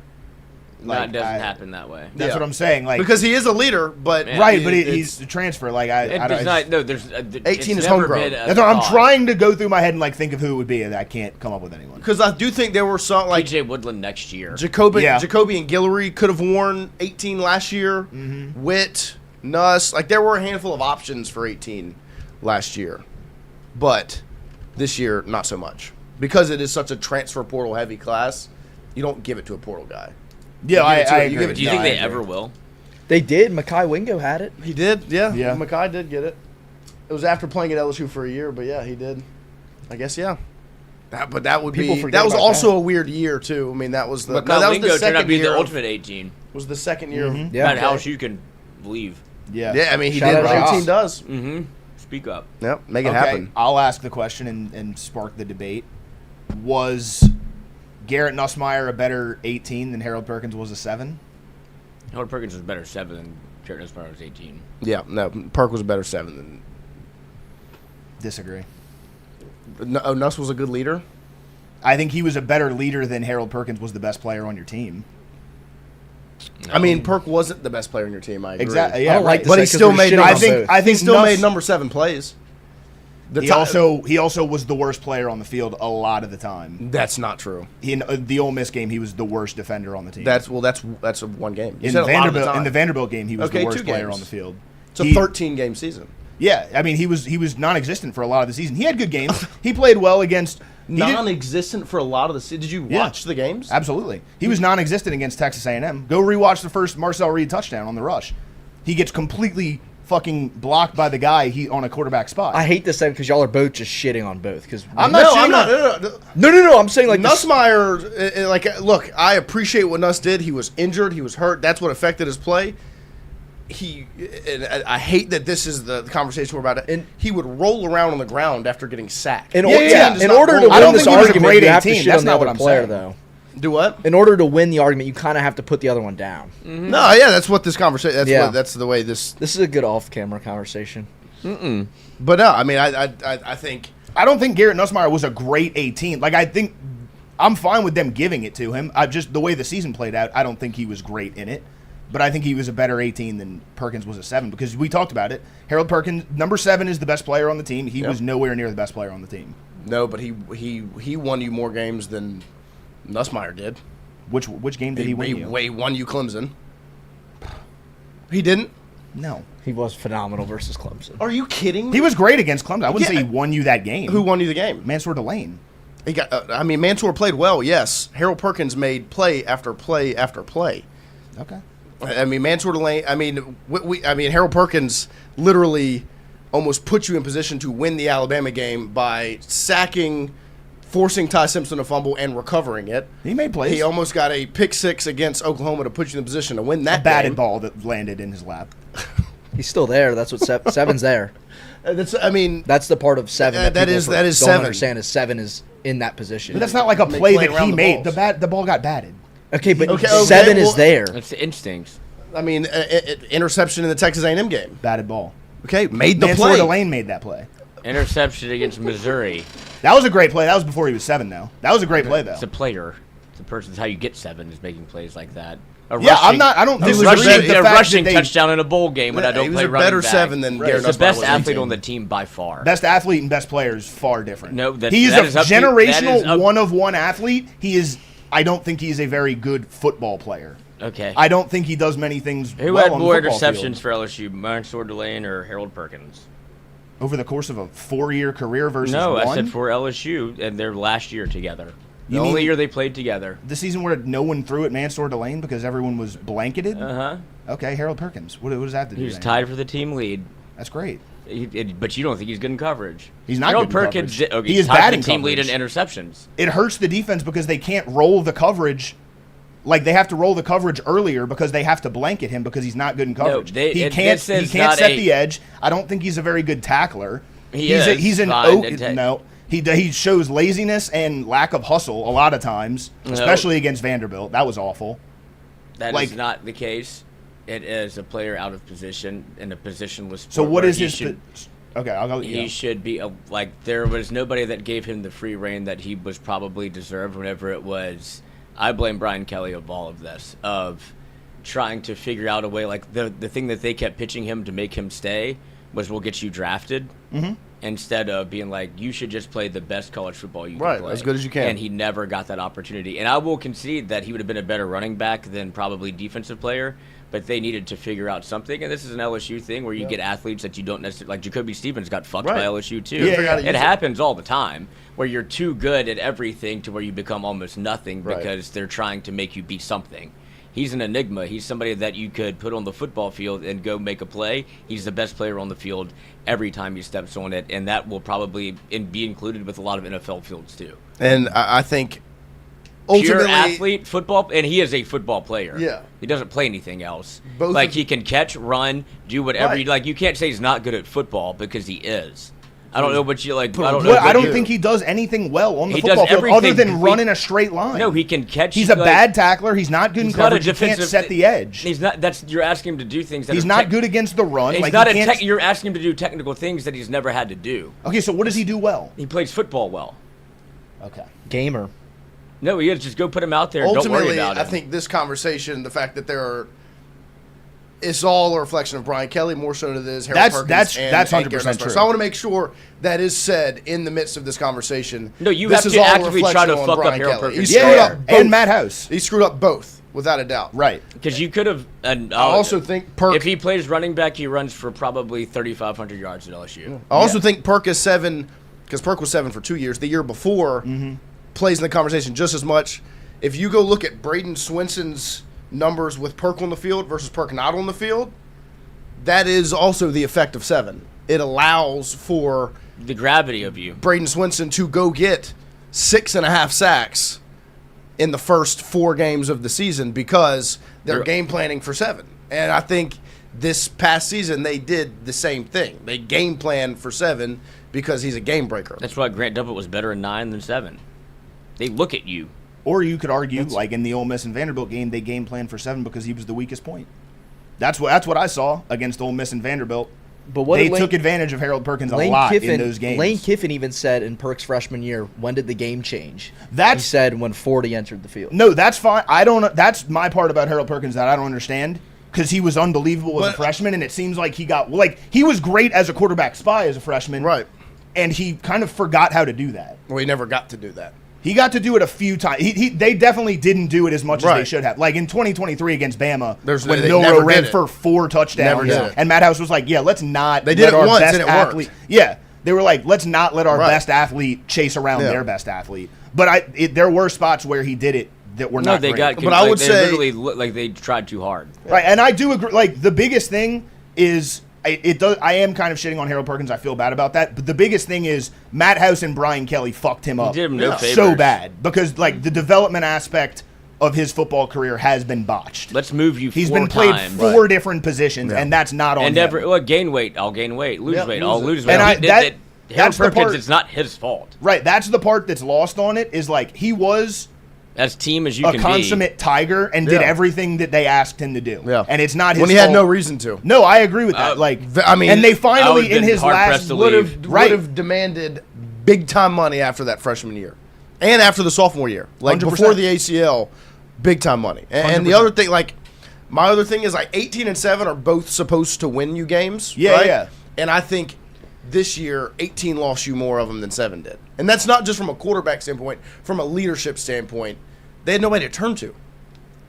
But is it not like a great leader to have fought through the injury like Garrett Nussmeier? No, I and appreciate give him for doing everything that. he gave. No, I appreciate that. It is a Brian Kelly problem more than anything else. Of course. But also, you also have to know when you're not the answer. You know what I mean? Like, No, right, I get and that. there was a standpoint in that season where LSU would have been put in better positions had he not been on the field. That's fair. I would also argue that Garrett Nussmeier, a lot of his struggles, not all of it, he obviously didn't have a great season, played a lot of bad football in 2025. A lot of his struggles, though, I would argue were a symptom of being a part of a dysfunctional unit offensively. Right. Harold Perkins was on a great defense. But I'm not and talking about looked like Nussmeier's one of- play. I'm not talking about throws or timing or interceptions. But or any doesn't of that play into the leadership thing? No, like, no, it if does. he's rolling around on the ground after getting sacked, well, what if he just doesn't get sacked? No, I agree. But also, I'd listen to Brandon Taylor talk about it, a former 18 who was like, no, you Get got to up. get up. I agree. Like, if you're a player on the team, like, Not only a player on the team, if you're wearing that number that Like, I put my- my fucking name on, Yeah. and put my vote of confidence in you. you can't be on the This ground. was a conversation that's been had. This is not. You don't have a choice. You die, or you get up. It's not. I'm kind of hurt. I No, agree. If And you I've don't cha- embellish, you go like this is what you signed up for. You're in the elite of the fraternity of LSU. You do not represent us that way. Yep. I And agree. If you can't get that through, take it fucking off. I've changed my tune, like the crying after the Vanderbilt game. I don't think that's a great look for an 18 either. No. So I do agree. Like, I don't think Nuss did a great job from the 18 perspective, from a leadership standpoint. and it goes back to the same conversation we had about Perk. It's not his fault. No, that ultimately, is the this biggest thing. This whole conversation is a reflection of the man that they had to You kick put to the these side kids of the through road. hell. This is Yeah. all an indictment on Brian Kelly, his mismanagement, his immaturity, his selfishness, and his ego, and everything that he did wrong, and the reason why he was paid $60 million To get the to fuck stay out. away. That is what this is a reflection of, because these were 2 football players that came in highly Did touted, everything won a right. 5-star, Right. one of the highest rated recruits that LSU's ever gotten. Like, They didn't come here for you, Brian. They came for and LSU. they were absolutely Mismanaged. battered and bruised, abused, mismanaged, and they both and they were- took the blame. they wore it, and they had to deal with the side. He got paid $60 million to leave. They had to go be 6th and 7th round picks when You ruined my life. they could have. Like, Nuss would have been a first rounder last year, and Harold Perkins could have left after his freshman year and made plenty of money in college and been a star on a Alabama defense. Now, both Tigers through and through, which is why it's a reflection of Brian Kelly more than anyone Program's bigger else. than you, bud. And that is why there's a new era, a new page to turn from. And I'm excited for the 18 and 7 that I believe it's going to go to next year, because I think both of them are going Can't fuck it up worse. to wear those numbers and fill the roles that those numbers represent to the best of their ability. Golly, And like, I'm just so excited to be 18. Whit Weeks is 18 I just love Louisiana. That's just through why I and love through. Louisiana, man. Like, 18 to me is what Whit Weeks was on the sideline against Florida. Yes. Yeah. You know what I mean? 100%. Or when he was hurt. Like, that's 18. Right. You know what I mean? Like, 7 to me is the guy that has to be circled on the scouting report every single time. And there are better representations than Perk. I still think Perk was the guy that gets circled on the scouting report every single time you sit down. Now, I think Last year's season, it's different because your two best players on defense were both transfers, so they couldn't have been 7. Mansour was a pretty good 7 choice because he was that good. But at the same time, I still think Perk gets circled on every Jonathan Giles' sheet. fault. I think Trey Des Green going into next year, every defensive coordinator that sits down and builds out a scouting report for LSU, if he writes it or if he types could have it, no number. it will be all caps, underline, star, highlight, circle, Trey Des Green number 7. Good luck. Hopefully next year we're having the who was the better. And I think 7 we or will. 18. I think we will. Because that conversation depressed me a little bit. No, it sucks. Like anytime we go back into last year, they got mad. It sucks. I was mad too, but yeah, I could see it visibly. Y'all got angry. It's because last it's just a hard conversation to we're have. blaming the like it's This Yeah, is no, part of no, the it is Brian Kelly's syndrome. fault. Brian Kelly, yeah. Is you go to the player first when they Don't free my boy. Yeah. Fuck my boy. Okay.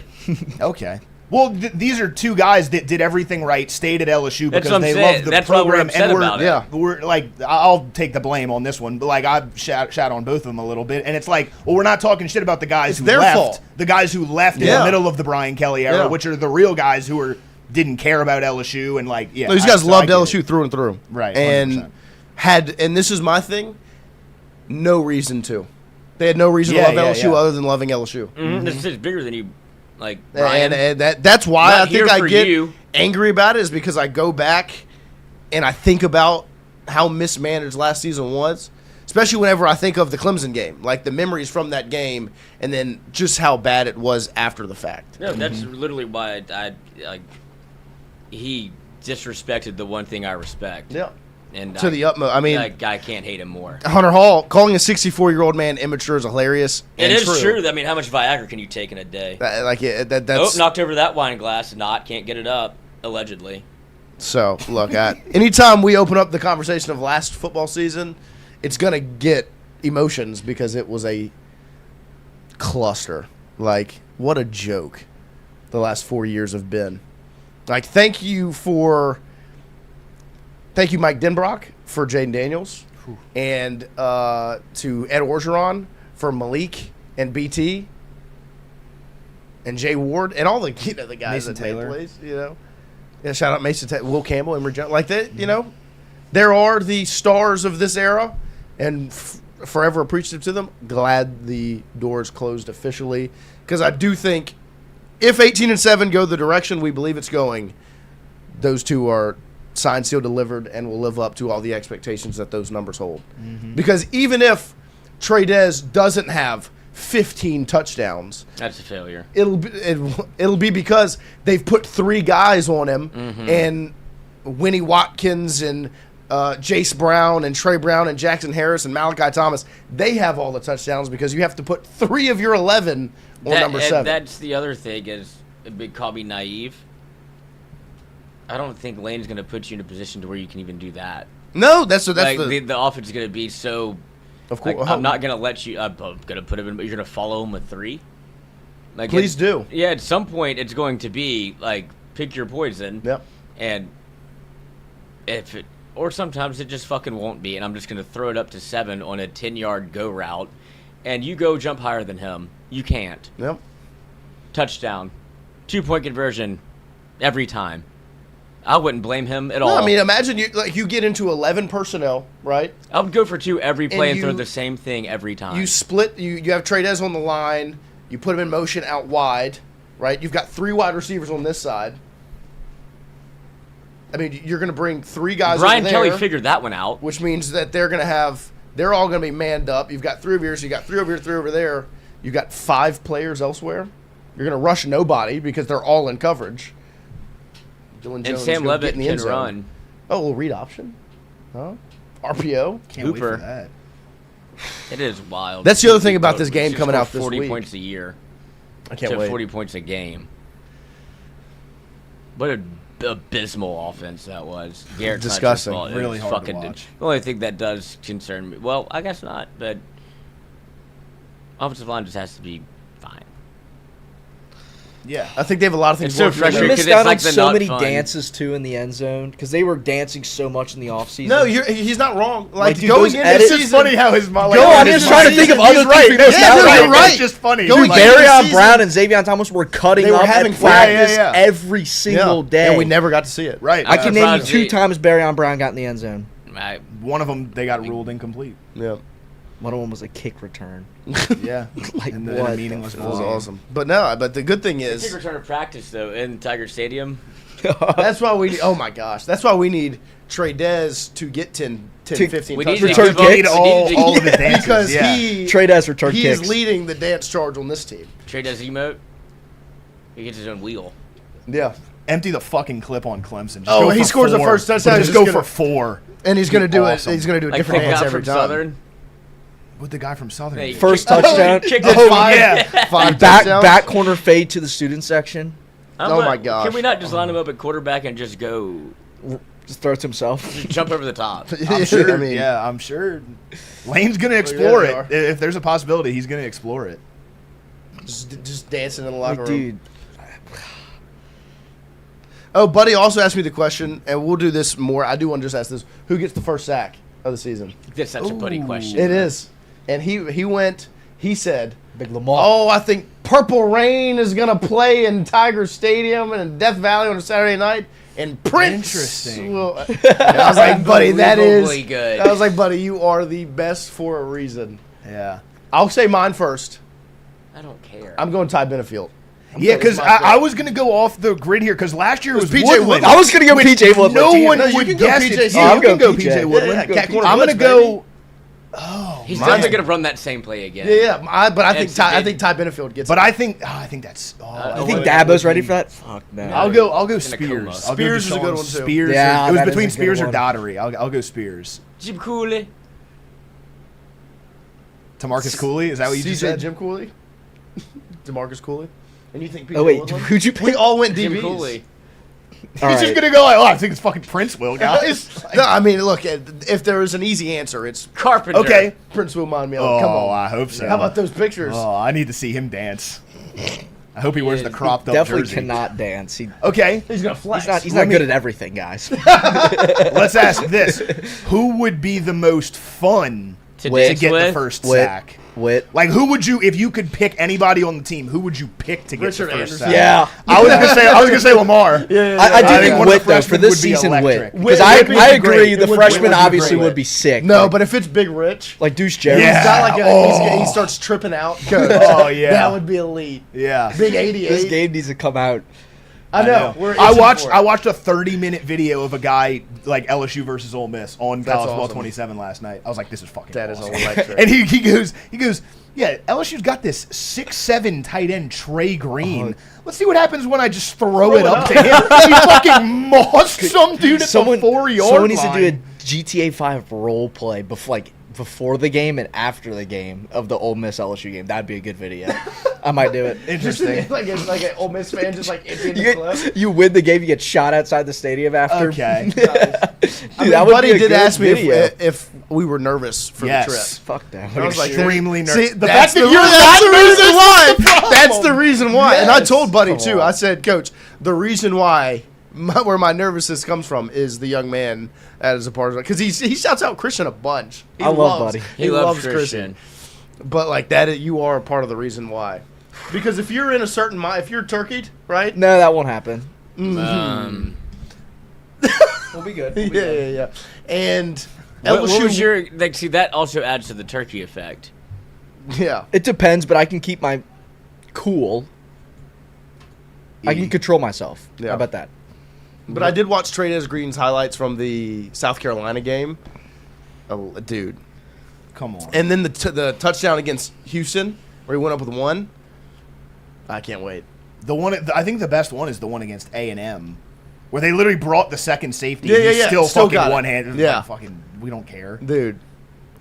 Some of the highlights from the first half of the A&M game were elite. The You felt Halsey great interception. going into the second half. Like, I was at 4 hot dogs at that point. that's pretty good. I know. That's At really 3 in good. the third quarter. Oh, started hell stress eating. yeah. I started freaking out when they returned the punt. I was like, I need 2 more dogs Fuck, now. man. Stat. What a fucking What a shitty turn game. of events that Coach. was to the best game ever. Yeah. How about the conversation And then I was watching. we just had? Absolute Yeah. just Off-season, negativity baby. to like we can't get here. This fast is enough. this No, is this our is what Brian this Kelly is our was forever. resume to do that. That's our resume to do this job. That is LSU fans to a T. Yeah. We've sat through it all, Coach. Yeah. Because the hypothetical comes up a lot. The best thing What is we if- have somebody to blame. Yeah. Yeah, It's absolutely. the best excuse in the world. It's like, not my fault. Fucking No, Brian Kelly that did guy. that. Yeah. And it's true. But like Bad leader. The question gets asked a lot, like the what if Nick Saban stayed at LSU, we What if wouldn't. Brian Kelly stayed at LSU? Right, but like if I'd Nick, kill myself. If Nick, the reason we are who we are as LSU fans is because we had to go through the ebbs and flows of And this is the the ups first and time, downs. maybe possibly on the fucking. We can do it. Yeah, that's. And it's what makes it's what made 19 as sweet as it was Well, because that like wasn't expected. right. But I'm saying Yeah. like, This that's is what it made now, it as sweet but as it now was. this is like the different part of it. And I don't want to get the cart before the horse here, Right. Because he can leave at any time. He could. But it feels the first time like that guy actually makes sense. That place where you get a good coach at a good job and watch it grow. Come on. Versus who's coaching? Maybe Les can do it. Get Buddy on the show. Has Buddy ever come on the show? I invited Buddy I invited him to our too. show when I was signing off.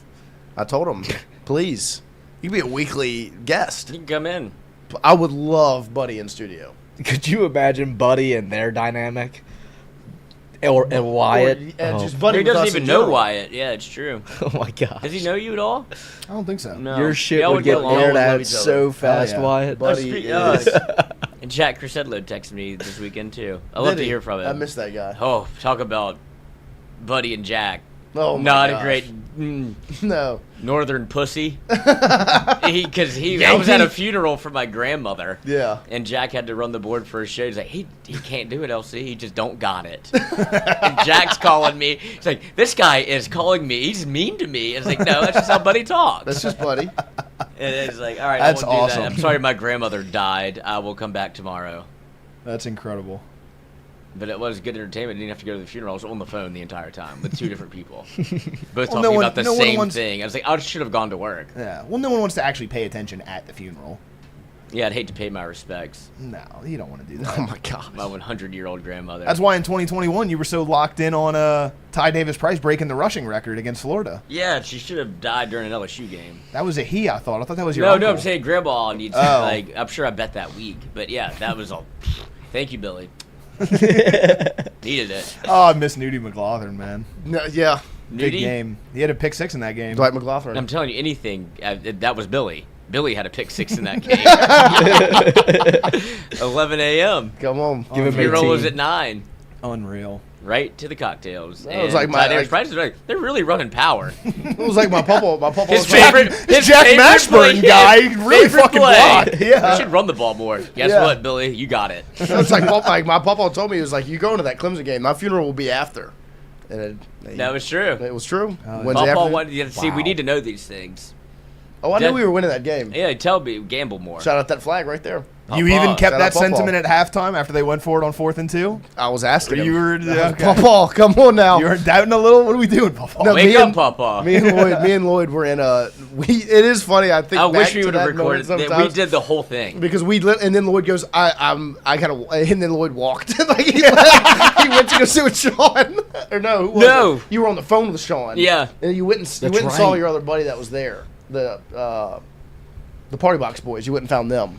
Oh And yeah, you came because he back went for the because he had to do the fourth same thing quarter. that we Yeah, just yeah, did. yeah. He's like, I have to talk to somebody. Yeah, because And me that- and Lloyd were literally sitting there like, Well, and also the stadium atmosphere did not help because that place was raucous. Yeah, it did. It's Jesus. as low as you can be. Knocks block off. ooh, man, That was also the knock his block off It game. was. TJ It was. Parker, Nuss. Pull it, your, Nuss. Nuss, go put your helmet in a TJ Parker's chin. that is hilarious. Running power. All right, let's go 13 for 13. Oh, I was going to say, let's crack open this monkey bread. Look at him laughing over there. what Lloyd said. Dude, that was funny. We do have a good time. Joke don't of the we? last hour. You do. It was nice to have Yeah, everybody you gave back. out a joke of the week at like 9 o'clock. Dude, on that was Monday. awesome. It was good. It's just interesting. I mean, that you try to gave top out. that. Try to top that. What did he say? Nathaniel. No, Nathaniel Davis. Yeah, joke of the fucking week. That was awesome. It's funny whenever, because I don't always think of it. And Yeah, Nathaniel no, was a great I one. forget. It's Me funny. too. I think it's funny that he thought it was that funny.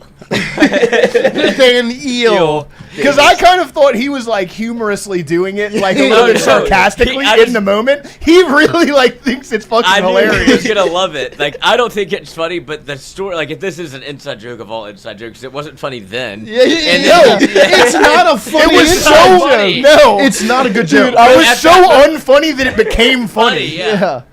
When you said electoral college, we were on That the was the floor greatest thing laughing. ever. Electoral college was elite. Because he Elite. could have gone with electoral college. What But he is went he, with eel man? electoral college. Oh, you fucking idiot. And so now he loves them. And we were And so I was delirious reading- too. It was like 2 a.m. Yeah, it We're was watching late. Spider-Man, Amazing Spider-Man 2, and just ripped an eel joke. Easton Royale. Uh-huh. Easton Royal. Eelston Royal. We suck. We are the worst. Oh, you also missed it one day while you were gone? Cool Papa Bell was an option. The goat. The goat. The goat. Shout out Lloyd's dog. Let's see. Of course, that would happen while I'm gone. Celtic? Celtic. Let's see.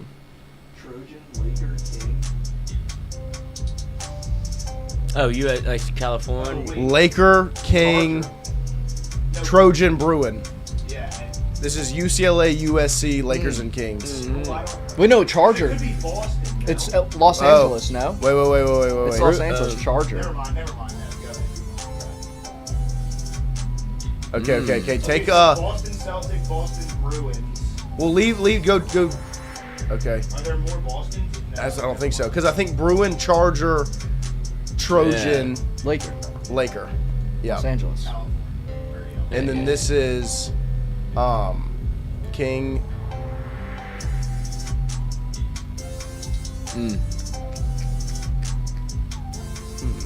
I was looking for cards. Motherwell, Celtic, Rangers. These are Scotland soccer teams. Okay. Motherwell, Celtic, I don't know Rangers. the last one. I guess it's, Graf. Feels Barty like it. I don't know. It's either Graf or Barty. or the King? Break. Hearts. See, Graf, Steffi Graf. Steffi Graf. Mm-hmm. So, Graf, maybe Williams. Oh, tennis. I don't know any other women's tennis players. King. King and Motherwell, huh? yeah, that's I guess. Or Barty. Go Barty. That feels more like a last name. Yes. And then go. What did you say? Rangers, Celtic, And Motherwell. Motherwell, and then probably. And then this. Nice. Yeah. Weekend team game. Oh, Scottish. Celtic Hearts. All Star. I see. I see. UP.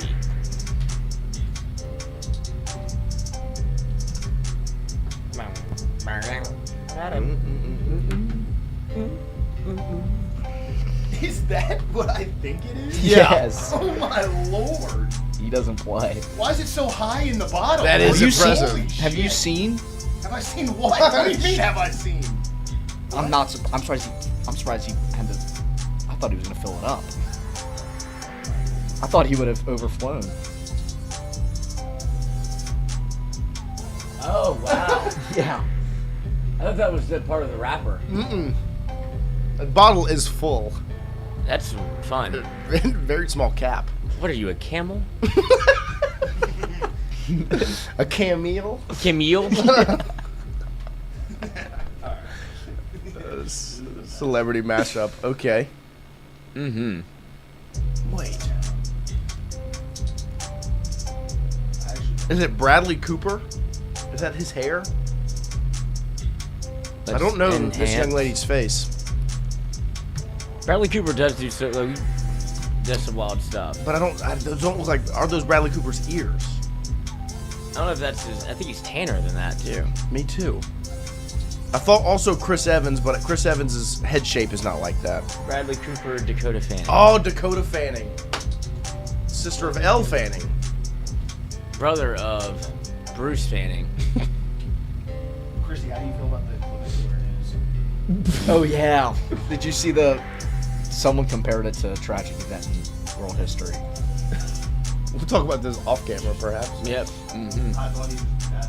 There's a lot of clavicular news that broke while I was gone. He hated France. Dakota Fanning and Bradley Cooper.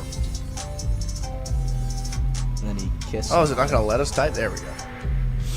See, I saw Bradley Cooper, but it still just doesn't feel. Yeah, the picture. It doesn't feel. It's the Giants.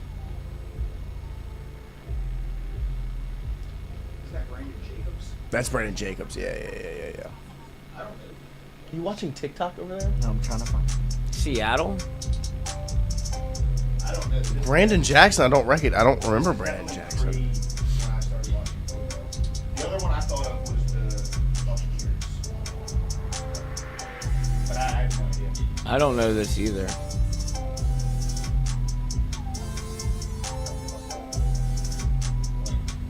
About to Packers.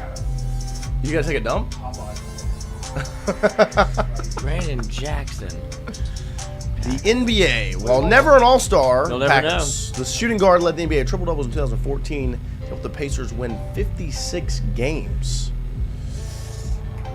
Never an all-star. Jamal Crawford. 2014 would have been Jamal Tinsley. The year after they were in the Give me a second here. Yeah. Steven Jackson. I mean, NBA Thaddeus triple. Young, but he wasn't a shooting guard. But he did get triple doubles. Oh wow! Is it Lance? Uh huh. Wow. I'm just assuming. I mean, dude. I mean, I never didn't think. He turned himself into a meme. Born ready, baby. Yeah, he was good. Don Mattingly is the current interim manager of Oh what man, team? I don't know. I don't know any of these. No, I know Don Mattingly. I'll guess and say Cardinals, but who fired their managers? Not the Giants. Oh my gosh. Yeah. He did. Soft hands. Good catch. Soft body. Give me seconds. Soft body. All right. Oh, you have to vacuum now. Yes, you do. We're gonna get ants. You took that out. Do you? That's on you. You're responsible for that peanut butter cracker. I think we'll take it to a vote. The Phillies. The Phillies fired their manager. Phillies. The Phillies. The Philadelphia Phillies. Right, Chrissy? AJ Feely. All right. Geography. What is the capital of Panama? Canal. Come on, Christian. Panama City. Panama City, man. Corey Davis. Okay. Panama Jack. You can just go use the bathroom. No, I got a PTC situation. Send your shot. Panama City. It is Panama City. Nice. There you go, Christian. Impressive work there, bub.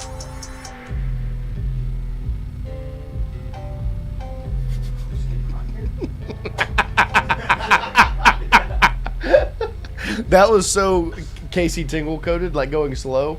That's my dad, like growing up. It was like, I have to pee when we get home. Would idle through the neighborhood. Oh, that's such You a know what I mean? my dad Dude. used to do that. Oh, that is the Dude. Mac, it happened to Max the other day on the way back from dinner for Father's Day. He commented on having to use the restroom, and Dad went the long way around the neighborhood. That's awesome, dude. And I was like, God, this hasn't happened in so long. It's See, the I best. did on my. I think it was. I with myself too much, so they couldn't really do that to me. I know. Wait. I shit myself multiple times. He would just piss himself. And I would pee myself. I pooed myself at Jesuit basketball camp one time. I pee myself almost every year at Camp Old Hickory until I was like 9. And I had they would always have like a change of underwear for me too. Like, Well, because they knew what you were about. PB. Piss boy. Yeah, you piss boy. And then I boy, had a piss boy, problem piss boy. pissing my bed until I was like 8. Like I thought you were I would like wake 18. up. We had I a would friend in wake high up school and we called pee Piss Boy. myself. But Because he stayed the night at one of our buddies' houses. Oh, Slept walk, woke up in the middle of the night, pissed in the closet. Oh no. Until we called him Piss Boy. Oh no. It's better than having a change of School underwear. being prepared Yeah. for you. Christian the piss. Chrissy Pissy. This is an espresso. We've got one of these at the home. And then, In 1986, though? But I would never pee myself the night before LSU football games because I'd go to the Too games. I'd be nervous. too excited. I'd get up and go to the bathroom. Well, because I wouldn't pee myself unintentionally. Like I just didn't feel like getting up. Okay, Chuck Norris. Oh, is this a Walker, Texas Ranger? Mm-hmm. See, when I was a young child, I was at Parkview and preschool, playing on the playground. I was about 3. Playing on the playground, did not want to go inside to use the restroom. No. I just remember being told the story many times. Went underneath the slide, dropped the pants, took a dump, back on the playground. Got in trouble. Heck yeah. I was 3 years old. That's But, hilarious. but you thought to go to the bathroom. You're No, like, I don't like it in there. And then I didn't What happened? I didn't want to leave the playground. Oh, too much fun was being I was having too much fun. Not leaving the playground. I'll handle this here. That's so fair. So I don't have to go tell the teacher. Yeah. Efficient with my time. Could some you would say. imagine who found that? It's just It's a child. I would imagine. I would imagine someone saw my you. mother was a teacher at that point. They just took me to her classroom. They're like, you need to handle Did this fucking child. Yeah. wash his ass. He got poo butt. Yeah, you also got. You know what I learned is if This you is like, Walker, Texas Ranger. if you admit to like shitting yourself to people, even if you didn't do it, they'll give you like an excused absence from class. Oh wow. Yeah, so like my friend told me, he'd be like, yeah, every once in a while, if I really don't want to go to class, I'll email and be like, look, I was on the way to class. I had a big lunch and like I had an accident. I had to go back home. I'm sorry, professor, I can't make it in today. If you just do that, they'll just give you an excused absence. Wow. I've done that. Like I do it once per class. You are Okay. sacrificing. So I'll do it about 4 or 5 times a semester. Yeah. But once per class. I've also done it till I get out of work too. When I was Okay. working at Jason's Deli, Yeah. I think I was scheduled to work. I never once thought of soiling I my would pants never- as the excuse. Well, no, yeah, you don't actually get to shit yourself. No, I'm saying I've never thought of using. Yeah, but now that they as think an you excuse. did. But so, like, people are very like understanding of it. It's actually wild. Like, Well, yeah, because it's a because universal. one, they don't want you to come in at Well, that yeah. point, It's and a so perfect like, crime. yeah, the day that LSU beat Iowa in the women's college basketball national championship, Uh-huh. Your pants? I was scheduled to work at like 3, and the game started at 2. So I 2:45.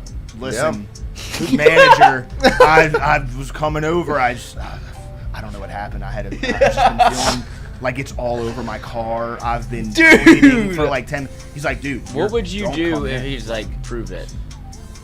I'm gonna be like, dude, I'm not gonna send you a picture of my shit. Yeah, you a scat boy?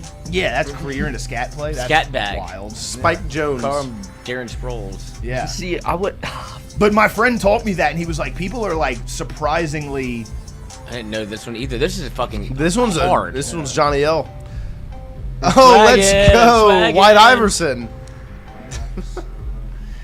I started balling. I was young. You gonna think about me when I'm gone? I made that money for the thing I never. Saucing on you. Come on. Balling. White Iverson on you. Come on.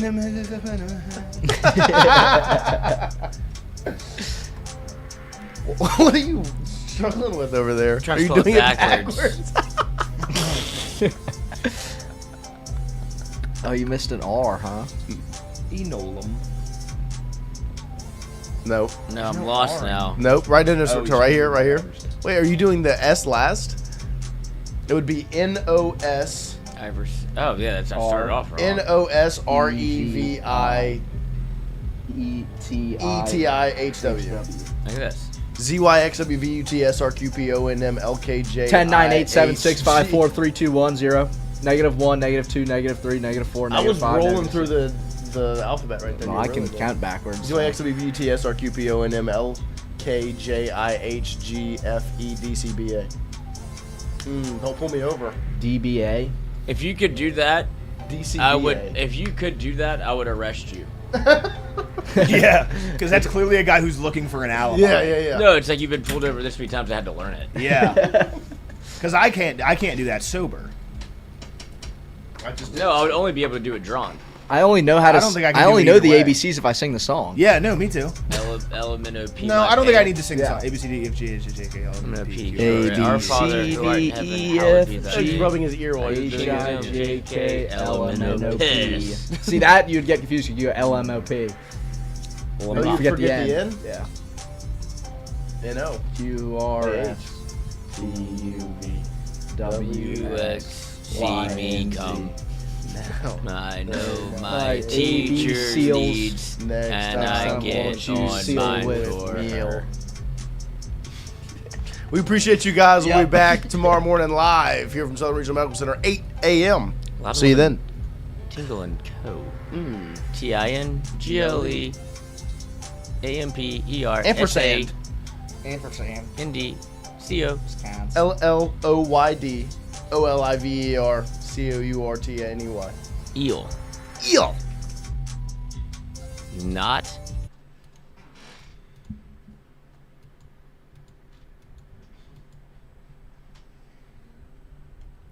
Did you hear the fan earlier? Mm-hmm. Mm-hmm. Mm-hmm. Did you see the picture of Chris Johnson?